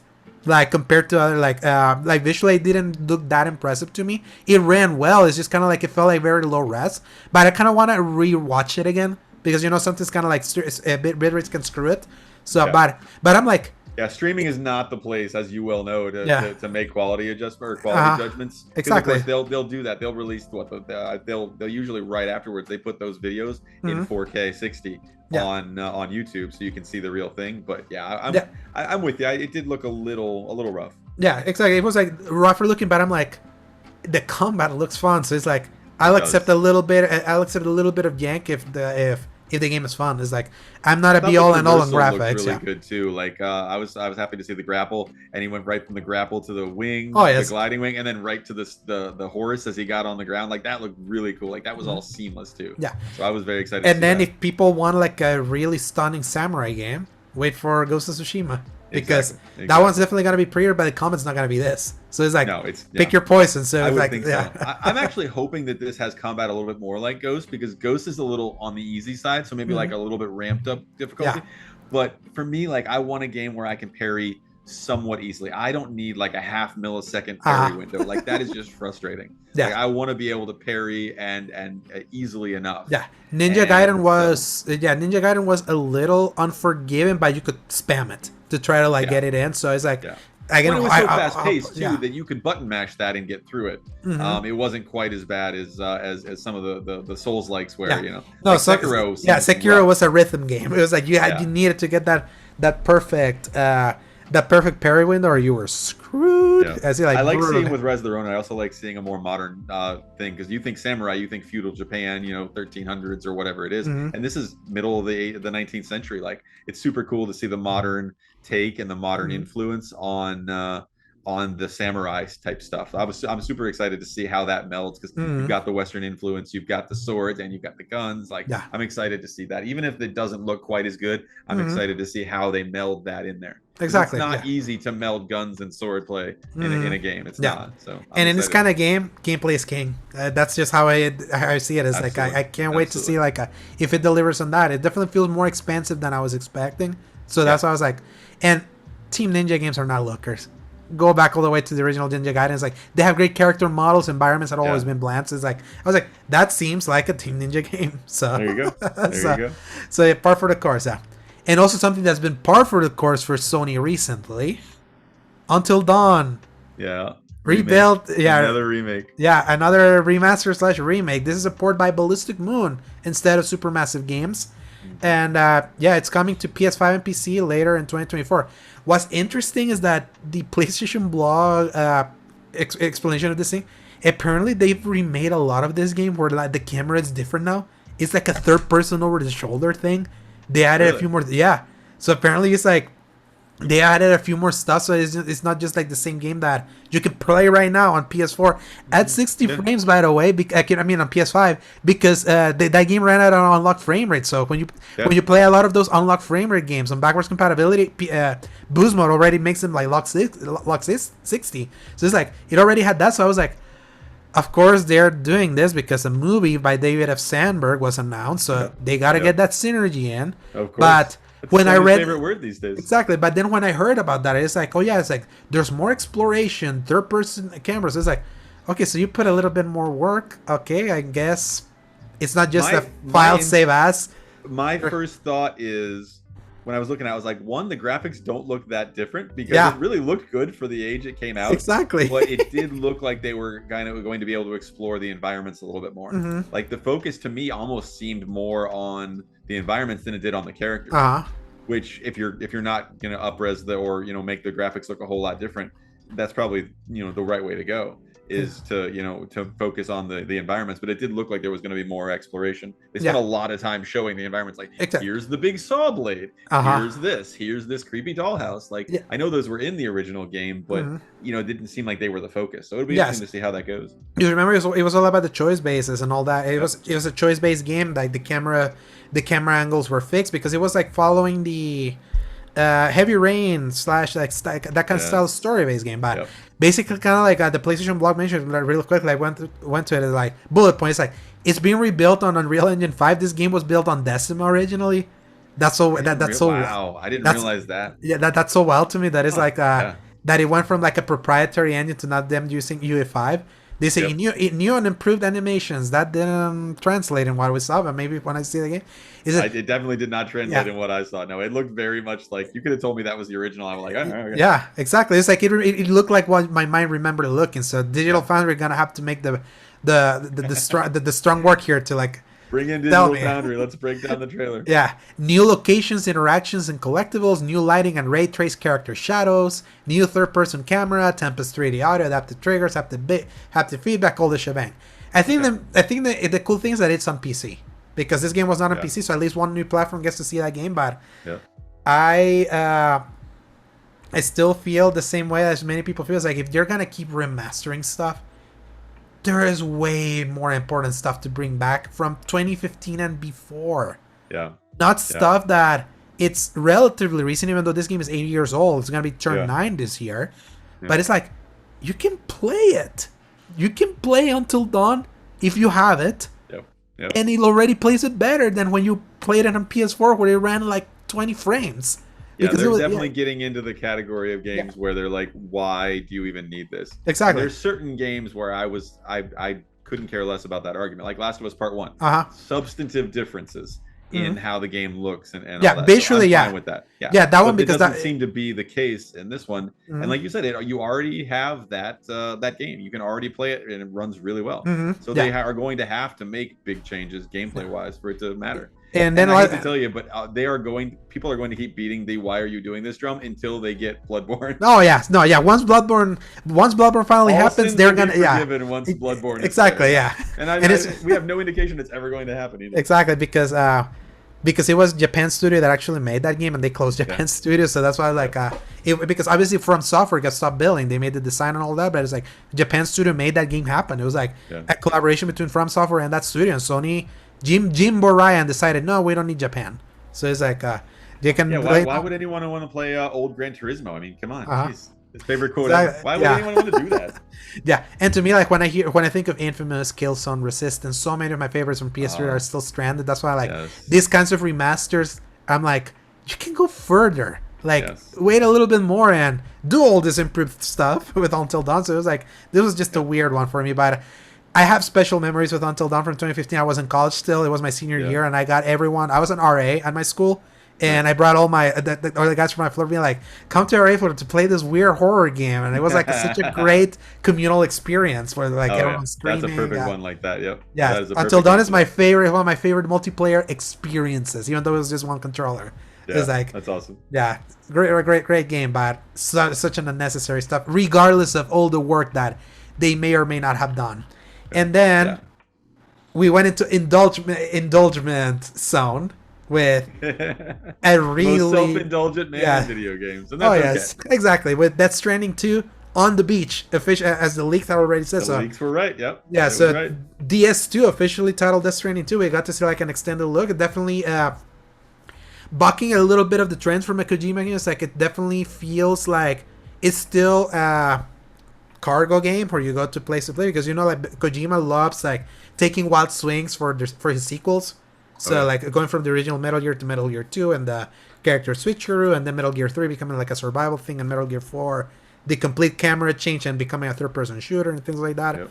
So it's like it definitely looked like more Death Stranding, but like the artistry that he's playing with now on the Stranding 2, I'm like, man, it was like this trailer was like, I had no idea what was happening, and I played the first game. I got some references because obviously I know of Higgs, the villain Yeah. from the first game. Obviously, Sam Porter Bridges is back. Fragile is back. There were references to Lou, the baby that you carried a lot in that game. A little bit more action in spots. You see a part where Sam like drops his cargo and like pulls up a machine. They even make like in the cutscene makes a in joke of. Yep. Of like, oh yeah, you're shooting people now, and Yeah. I can imagine, and it's so funny because obviously in the lore of that game, if you kill a human, you have to incinerate her. If not, it creates like an event horizon. So, Oh, wow. so it was like now it's like you can actually kill robots. So I guess they're trying to Kojima want to put a little bit more combat into his You gotta be able to ethereal. kill something. I mean, yeah, is it even a game if you're not killing something? I mean, exactly. That's kind of what I loved about this training, really, because it was like, wow, a game that dared to be like, it's not about killing. It's like try to evade killing. It's like we don't get non-killing games in a while, and yeah, it's true. That's very and then true. like just the weirdness of like Troy Baker like coming back as Higgs, but Dude, now he like is so good in that character. yes, man. but now he's so like good. he's basically the Joker and with like a guitar, and like there's like The this guitar part. weapon, that is yeah, iconic. yeah, it was just when that started, I was like DMC3 reference because I did like Devil May Cry 3. Dante, he had like a guitar weapon too. It was like Yep. having that in that combat sequence, and like the desert, like kind of like that amazing shot of like when you're walking what looks like the moon, and you see like, or it's Earth, but it feels like you're in the moon, Oh, and yeah. just that kind of like shot was the. awesome. yeah, the artist is like just in visually stunning. Like I'm not a graphics or everything, but objectively speaking, one of the most beautiful things that we know it's coming. Just kind of like it just Kojima's always pushed technology. That's always been his thing. And I was like, yep, he's definitely kind of like in that bag. And now we know it's coming in 2025. So before we say something about the other thing that Kojima mentioned, like, what do you think of the Death Stranding? Are you a Death Stranding guy? I'm getting ready to actually start it. I wanted to play it back in the day, and there were other things you missed to do, it, and I was kind of on the fence. Like, I'm a huge Kojima fan. Like, I loved Metal Gear Solid. 2 was fine, but it wasn't my favorite. 3 is one of my favorite games ever. 4 was excellent. I bounced off 5 a little bit because it went so far off of like it felt like he reacted to everybody saying, well, this is just, you know, what movie. Is this? So he went too far the other way. Yeah. And I didn't like it as much, though I recognize the sandbox potential of that and how much fun it is. Like, I played it for a while. I didn't finish it, but I was like, and I love a good walking simulator, so I probably should have put Death Stranding higher. But knowing that this is coming, I've got this, like, it's already downloaded, so I'm going to be starting it imminently. And I know I'm going to love it. And just seeing this makes me even more eager to play it. Yeah, I think you have the thing that something's happened to me that when you know a sequel is coming, then you know something's important. So you're like, you know what? I need to see this through now. Kind of because when you know something is a one-off, it's like, okay, yeah, the reviews were like, you have your 10s, you got your 6.8s over here at IGN. Like, so it's like, oh, yeah, it's definitely like a mixed bag. So I don't really have a good reason why I didn't play it before, because like I said, I love Kojima stuff. I love walking simulators. I love just pretty games. I think probably it was the idea of having to balance the load and how difficult the mechanics were supposed to have been in that game that I think probably put me off a little bit subconsciously. Yeah. But I know I'm going to love it. I'm super excited to get into it. Yeah. Whenever you get to it, like, think about it this way. It's so cliche, but it's not about the destination. It's about the journey. Like, that's a game where, like, when you get into a mindset that it's like the gameplay, it's about you navigating your terrain. It makes terrain navigation be the gameplay. Yeah. So that. And I love that. I love, like, great game environments. So I'm super excited. Exactly. So a lot of the handcraft environments they put is to, like, really you scour your terrain for you to have to do the proper, like, traveling as you're sometimes carrying stuff, and sometimes like you get ambushed by enemies or like the demon stuff that happens, kind of like those BTs, and but it's kind of like the way how it handles. If you're just kind of like, no, I just need to get to that spot. It kind of like there, then all the arduous work that happens as you get there could sour you. But then if you just let the game just vibe you, kind of like chill. Like, it's a pretty chill game. It's like it's like, if you've ever been on a hike before, it's like I don't think of a game that captures the sensation of a hike better than Death Stranding. It's like so unique. And like, to me, it's such a unique, and the story is so wild, it's so batshit insane, but also it's so incredibly touching, and like the message that it is the complete antithesis of like of something like The Last of Us Part 2, that like that game delves so hard into like the ugliness or the ugly depths that humanity can get. Like, this one is about like humanity as what you call it, kind of like the positivity that human connections can do. So that's why I'm like, I can't wait for you to try it. Like, I know Peter, that one of the contributors from Season Gaming that comes in. He's currently playing Death Stranding. And he's absolutely kind of like madly in love with it. Like, and that pleases me, because it's like, to me, the thing that I love most about Death Stranding is that AAA spaces are so how can I say this? They can be samey or safe, or you can know what you get. It's like, there is nothing like Death Stranding. Like, that's for sure. Absolutely nothing like it. That's awesome. No, I'm excited to try it. I am very excited. Yeah, so I absolutely can't wait. So, and then but the big bomb, even though it wasn't like something that we really see it, this is something that to me just exemplifies why Kojima is so important to PlayStation. Is like the fact that he's coming full circle. Like, after Death Stranding 2, and whatever OD is over an Xbox. That feels like a low effort project, though. Like, I don't feel like that's a big time sink, and I have no idea what that could be, or even if that is something that might already be mostly done. It almost looks more like a tech demo. Oh yeah. But that I'm not sure how that exactly. Be, but he does have that going on. Yeah, and I'm like, it was so funny. Like, Herman Holtz be like, this is a project that I've been encouraging him to like come back to a lot, and because ironically, I believe that's what happened. Like when when Andrew House signed Kojima, they gave him like the blank check, do an exclusive for us. I bet they were thought he's gonna stay in his bag. He's gonna keep doing like a weird, batshit insane stealth action game. Then Kojima was like, no, I want to do something completely different, and you understand why he did it. He was Absolutely. Like the sour grapes of him being removed from the Metal Gear Solid 5 project without like fully finishing it, and also imagine like you working on another stealth thing when like that other property is still fresh in your mind, but you cannot use the characters you created. Of course, he wanted to do something completely different. On top of the cancellation of PT. Yeah, that was something that he was like working on. He got done dirty so many times over in such a short amount of time. Like I can't blame him for wanting to do something totally different, and then just to get away. And obviously, he didn't have a choice about getting away. He was put away. But exactly. So that's why I'm like him saying that he's going back now to doing a stealth action game, like a new IP that.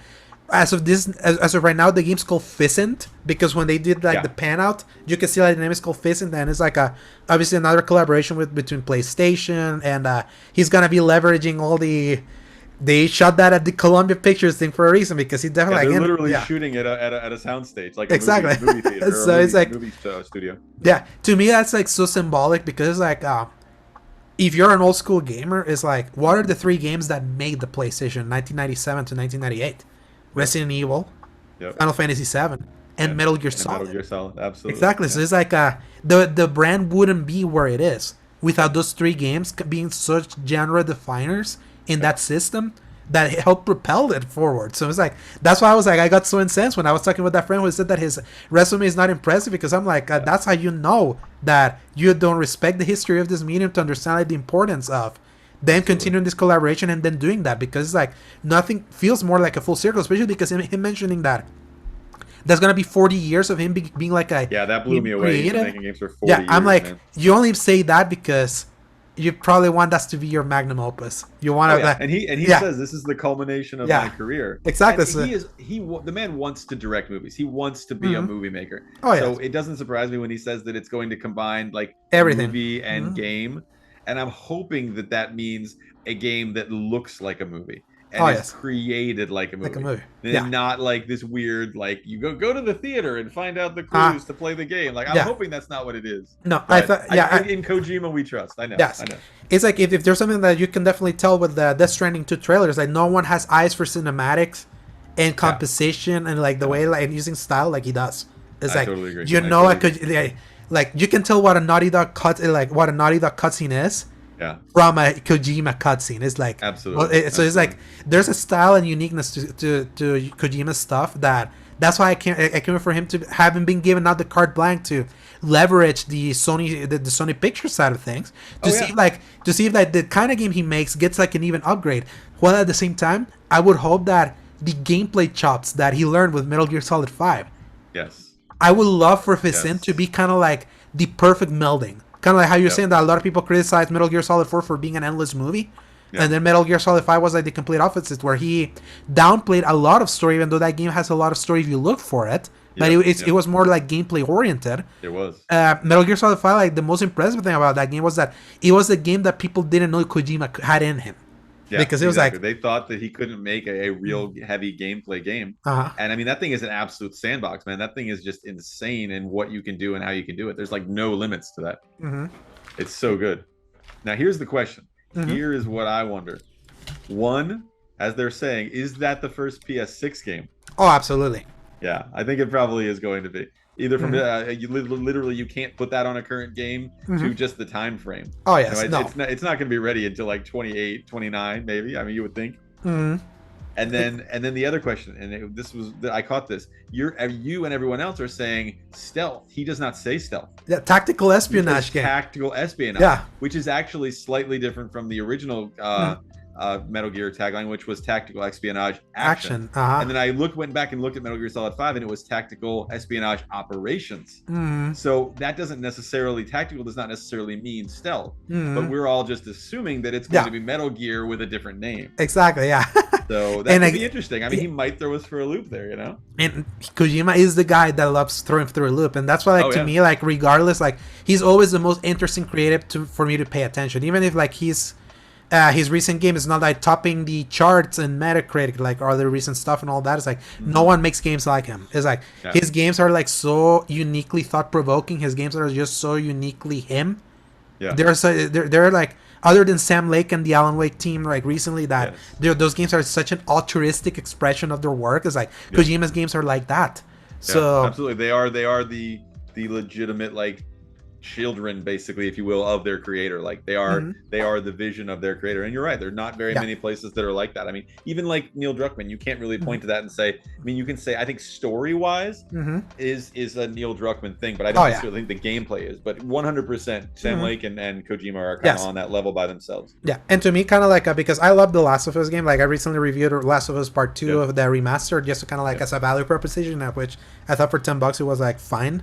It's still an excellent game. Like I'm in the positive side of the discourse of almost that entire game. Like to me, like Alan Wake 2 was like a more perfect realization of like what a game in the third person cinematic like narrative style game can be, that's uniquely a game while leveraging everything else, because it's like that's a game that transcended its own medium and managed to like marry TV, movie, and game together in a way that I don't think like no one like a movie studio cannot come and make Alan Wake 2 like what it was, like how that thing melded everything together.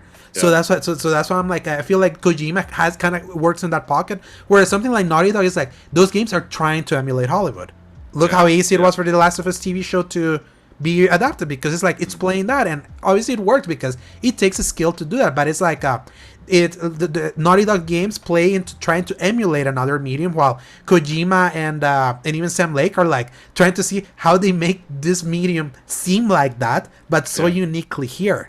And that's like why I'll always be like so excited to hear like how they tackle things. And man, the fact that they managed to wrangle not only a Death Stranding 2, but a new IP from him, like I just like that's a huge announcement, man. There and a lot of people I think will just kind of bypass it because they've seen Kojima other places. But the fact that Sony's getting that, and it's going to be exclusive. Oh yeah, that is a absolutely massive get. Like there's no understating that one. And interesting, this happened now that Jim Ryan's out. That's why I'm like, was this not announced before? Because like Jimbo was being so like adamant of pursuing this other route for Sony that now that I don't know. I mean, maybe, but what would not have? Didn't Jim Ryan? I mean, he would have presided over some of the early parts of Death Stranding, right? I mean, did he greenlight that, or did Andrew House? Andrew House greenlight that with Sean Layden. He did. Yeah, so it was still during the Sean Layden era. So like, Jim Ryan took over around the time that Death Stranding 2 came out. So because Sean Layden surprise left in October 2019, so this game was November. So like, the only thing that Jim Ryan would have overseen was like that game's distribution in Europe, because he was over Sony Europe at the time before like they tried to consolidate everything. So it's like, weirdly enough, it's weird. Like maybe this got greenlit by him in a way, but it's just weird that we hear about it now that he's out. Probably did, but you're right. It's interesting that we just hear about it now. And also it makes me wonder that the only reason why Death Stranding 2 even was greenlit was that Jim Ryan was all about just sequels to everything.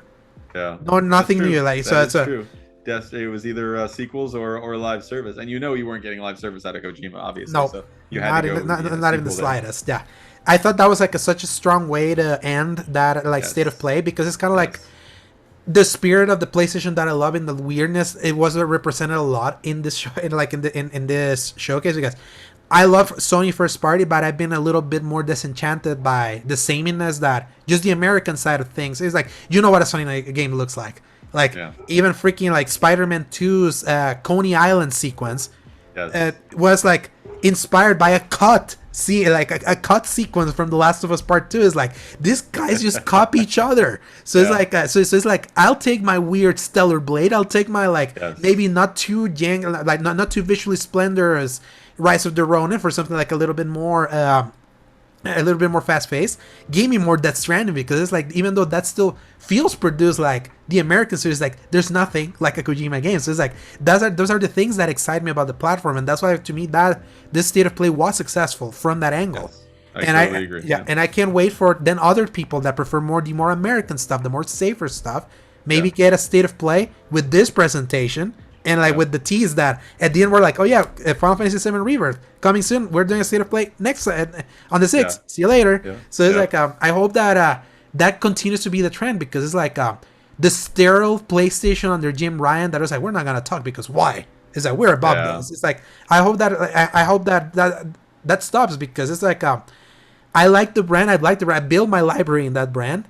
It has sucked being a fan of that brand. It's been very difficult to be a fan when they're just not talking. And they did so many things that just felt like it was done on purpose to kind of like stick their thumb in the eye of the traditional stuff, like giving exclusives to GQ and stuff like that. Like, it didn't make sense. And I mean, it was clear that Jim was not a gaming guy. He was much more of a bean counter, and the man was successful. But I wrote an article for Super Jump last year that was Sony needs a new face of PlayStation. And basically hating on Jim Ryan, and not from a standpoint of the dude is doing a bad job. Clearly he didn't, but just you need someone who can get the fan base engaged and excited. Exactly. Yeah. And I think we're going to see that much more with Herman Hulst.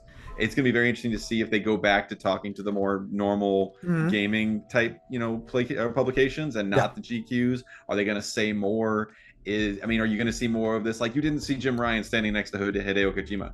You just didn't see it. You didn't see him standing with any creatives. Only weirdly in a random photo. It was a random photo around the time that Death Stranding 2 came out, where Jim Ryan kind of like doing like a handshake, but not like publicly. It was not something that you was, so it's like not even those things that you would think would make him like more personal work. It was like it was just easier to meme him with the controller. Him like I have been playing the latest PlayStation 5 exclusive from Insomniac Games. The man spoke in press releases, man. Exactly. That's literally how he spoke. So, he was just kind of like a robotic suit. That's just what he was. And credit to him, because he like got into that position right into the transition into the PS5, and he was able to successfully launch the PS5 in a global pandemic. That's something like in the Sacred Symbols podcast mentioned. It's like that's something that should never be like underplayed.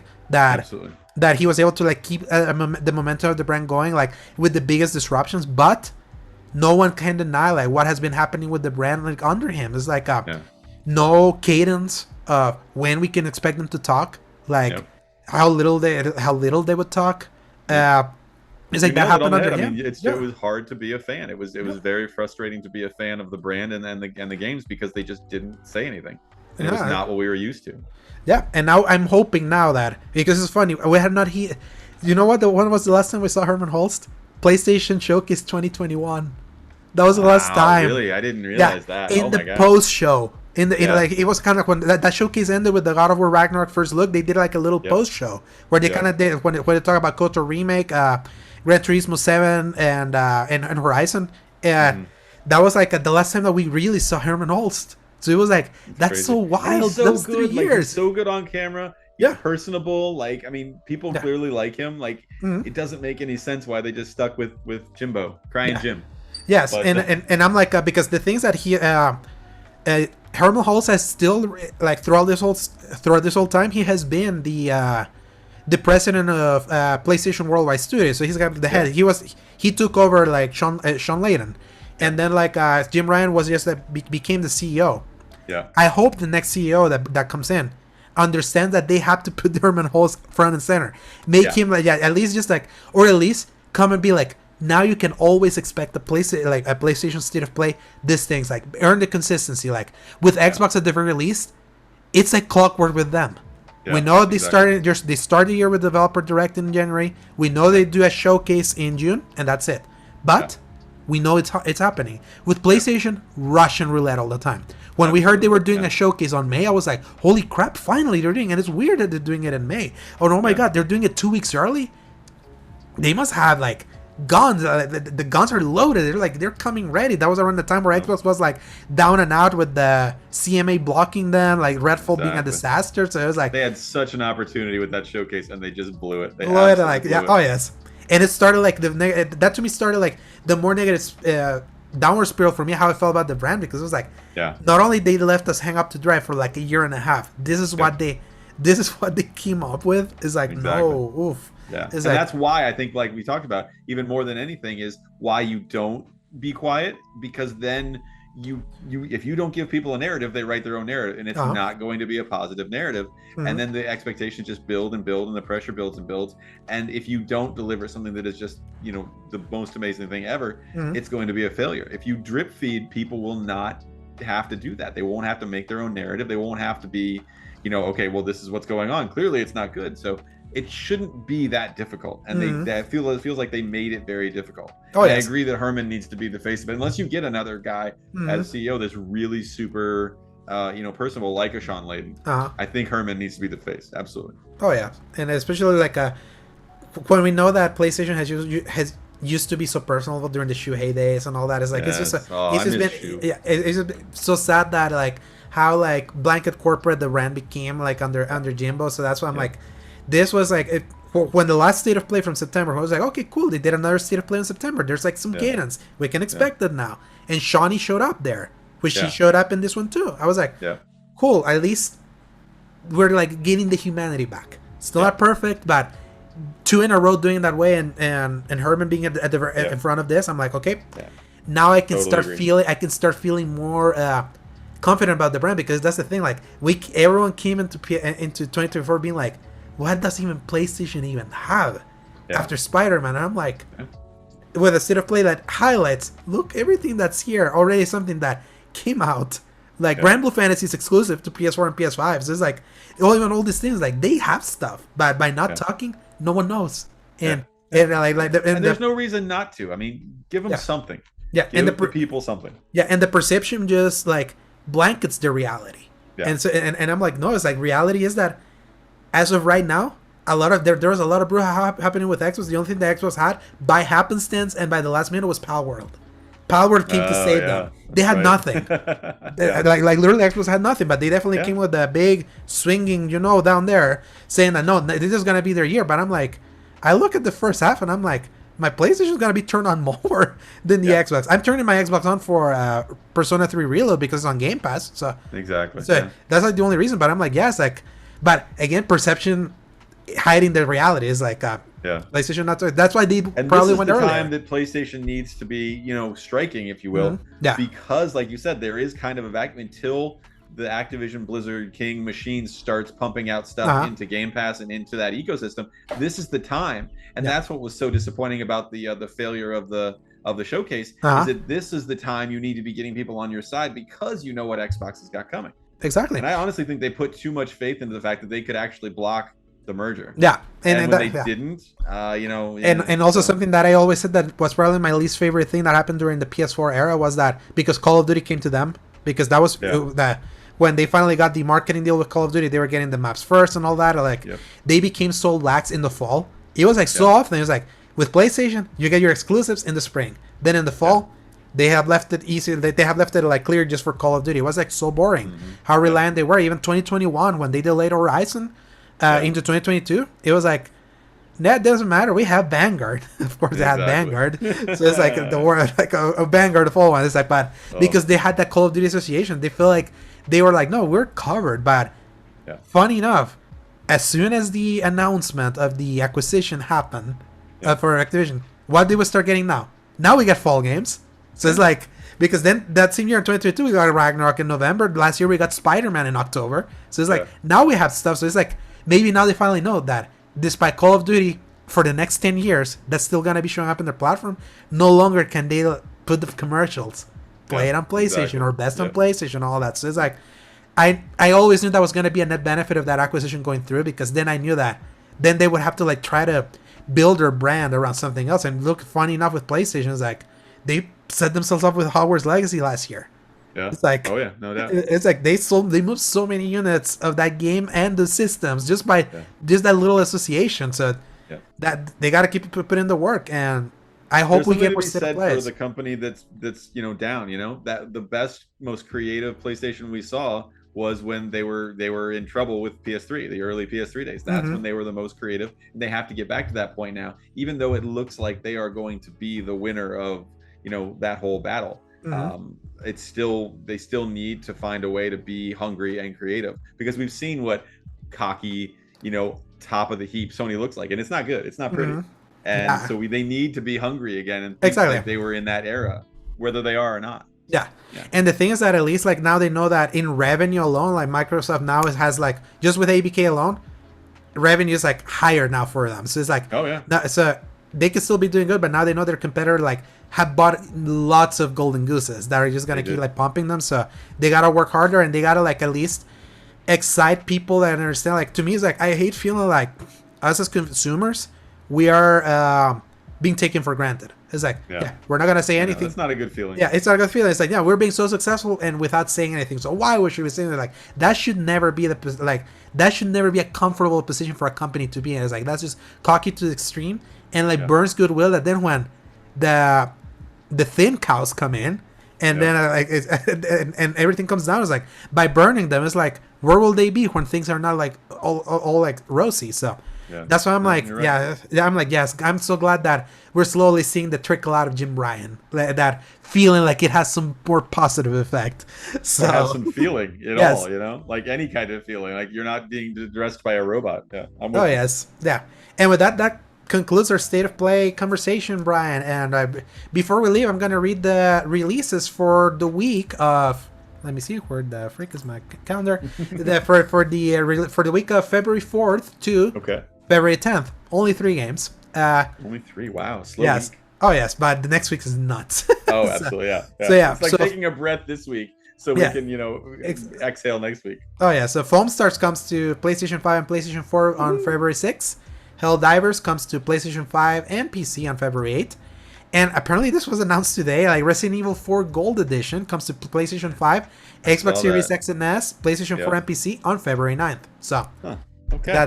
that's all for that week. What is the golden gonna be? Is it gonna be like everything together, like a pack of everything? Okay. Yeah, so basically like Gold Edition, Full collection. yes, it's like when Resident Evil Village Gold Edition came in, it packed the Winters expansion where you play got it. where you play as the daughter that you could buy separately too. So Yeah. So yeah, basically, it could, and Gold Edition also came for that one. Also came with the ability to play third person, but no, actually, like from what I remember, if you bought the expansion for Resident Evil Village, you got the third person mode for the main game unlocked.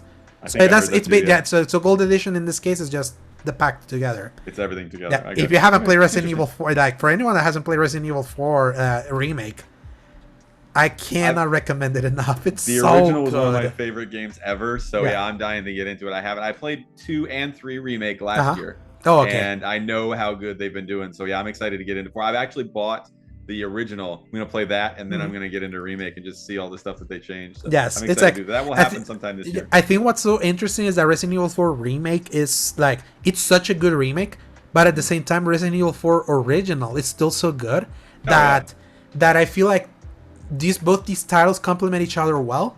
That is like the similarities are there, but you also see like the differences. But the charm of one is different from the charm of the other. That unlike the Dead Space remake, that I feel like that one completely like that's the way to play the first game now. It's like that that original game that could only be played on PC right now or the 360 backwards compatibility. It's like why would you play it when that remake is definitely so much better. Like RE4 remake wasn't as that much better, but I think that's because RE4 is just so timeless.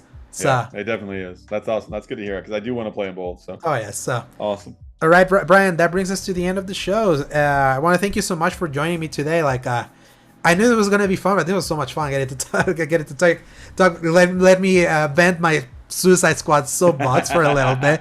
We only spent 45 minutes on Suicide Squad. Yeah, it's all good. Yes. I'm glad to hear how you like that, and that was good to hear. I'm glad we could have a little therapy session on Suicide Squad. Oh yes, so. Yeah. I can't wait to in the future bringing you back again. Maybe because I know that I can say this. Like you're kind of like you're on Banishers, the Ghost of New Eden. Like that's kind of like what you want to review that one next. Pacific Drive are my 2 big ones that are coming up. So I'm hoping to have something to say about those. Exactly. Yeah. Like whenever you play, I would love to have you in, so you can kind of like awesome. Talk about them because again, like I have a schedule to fill now that Paul is like a week in or week out. On dad duty, absolutely. So, yeah, man, I'll get in as much as I can. I appreciate you having me. It was awesome to be in here. If this time works for you, it works for me too. So where can people find you if they want to find you like in the internets? I'm not on social media much at all, so I would just tell them to go to superjumpmag.com or superjumpmag on Twitter. You can find me there. I do most of the posting there, but yeah, just go to superjump, and then obviously on Season Gaming, whenever I can write, I will be doing it. But anything you read on Superjump will be my editing, probably, at least in large part. So yes. Go enjoy that and Season Gaming too, and that's it. That's the best places to find me. Yeah, perfect. And then you can find me at _Segovia on Twitter/X. You can find me on Threads/Instagram at Alejandro Segovia 93. And then you can find my written content at seasongaming.com when I do reviews for the site, and whenever I do personal write-ups for my own personal site, thecriticalcorner.com. Because Zach is doing the Suicide Squad review for Season Gaming, I have to mull in. I want to see if I want to do my own. I have to like. I gotta see that. Yeah, you know you're gonna have to write about it. Yeah, so much. Like there's so much I can say about that one. But yeah, and then you can go read my Last of Us Part 2 review. That's been my most recent write up over at Season Gaming. But yeah, Rebirth is my next big game. But I might have my Grand Blue Fantasy Relink review by the end of this week, if not by tomorrow. We'll see. I gotta polish up more stuff. So, and I want to thank everyone for joining us. If you like what you listened or watch, give us a like and subscribe. Leave me a review. Tell us what you liked or you didn't. And now enjoy the rest of this month. Now that we start in February 1st, we got a whole February ahead of us. Hopefully, it's not too cold in some places. I know Brian's place is just cold but not snowy. Me, I'm just in El Salvador, so it's like just hot. So, yeah, play some games or touch some grass if you can, and press X to play. See you later, and hasta la vista, baby.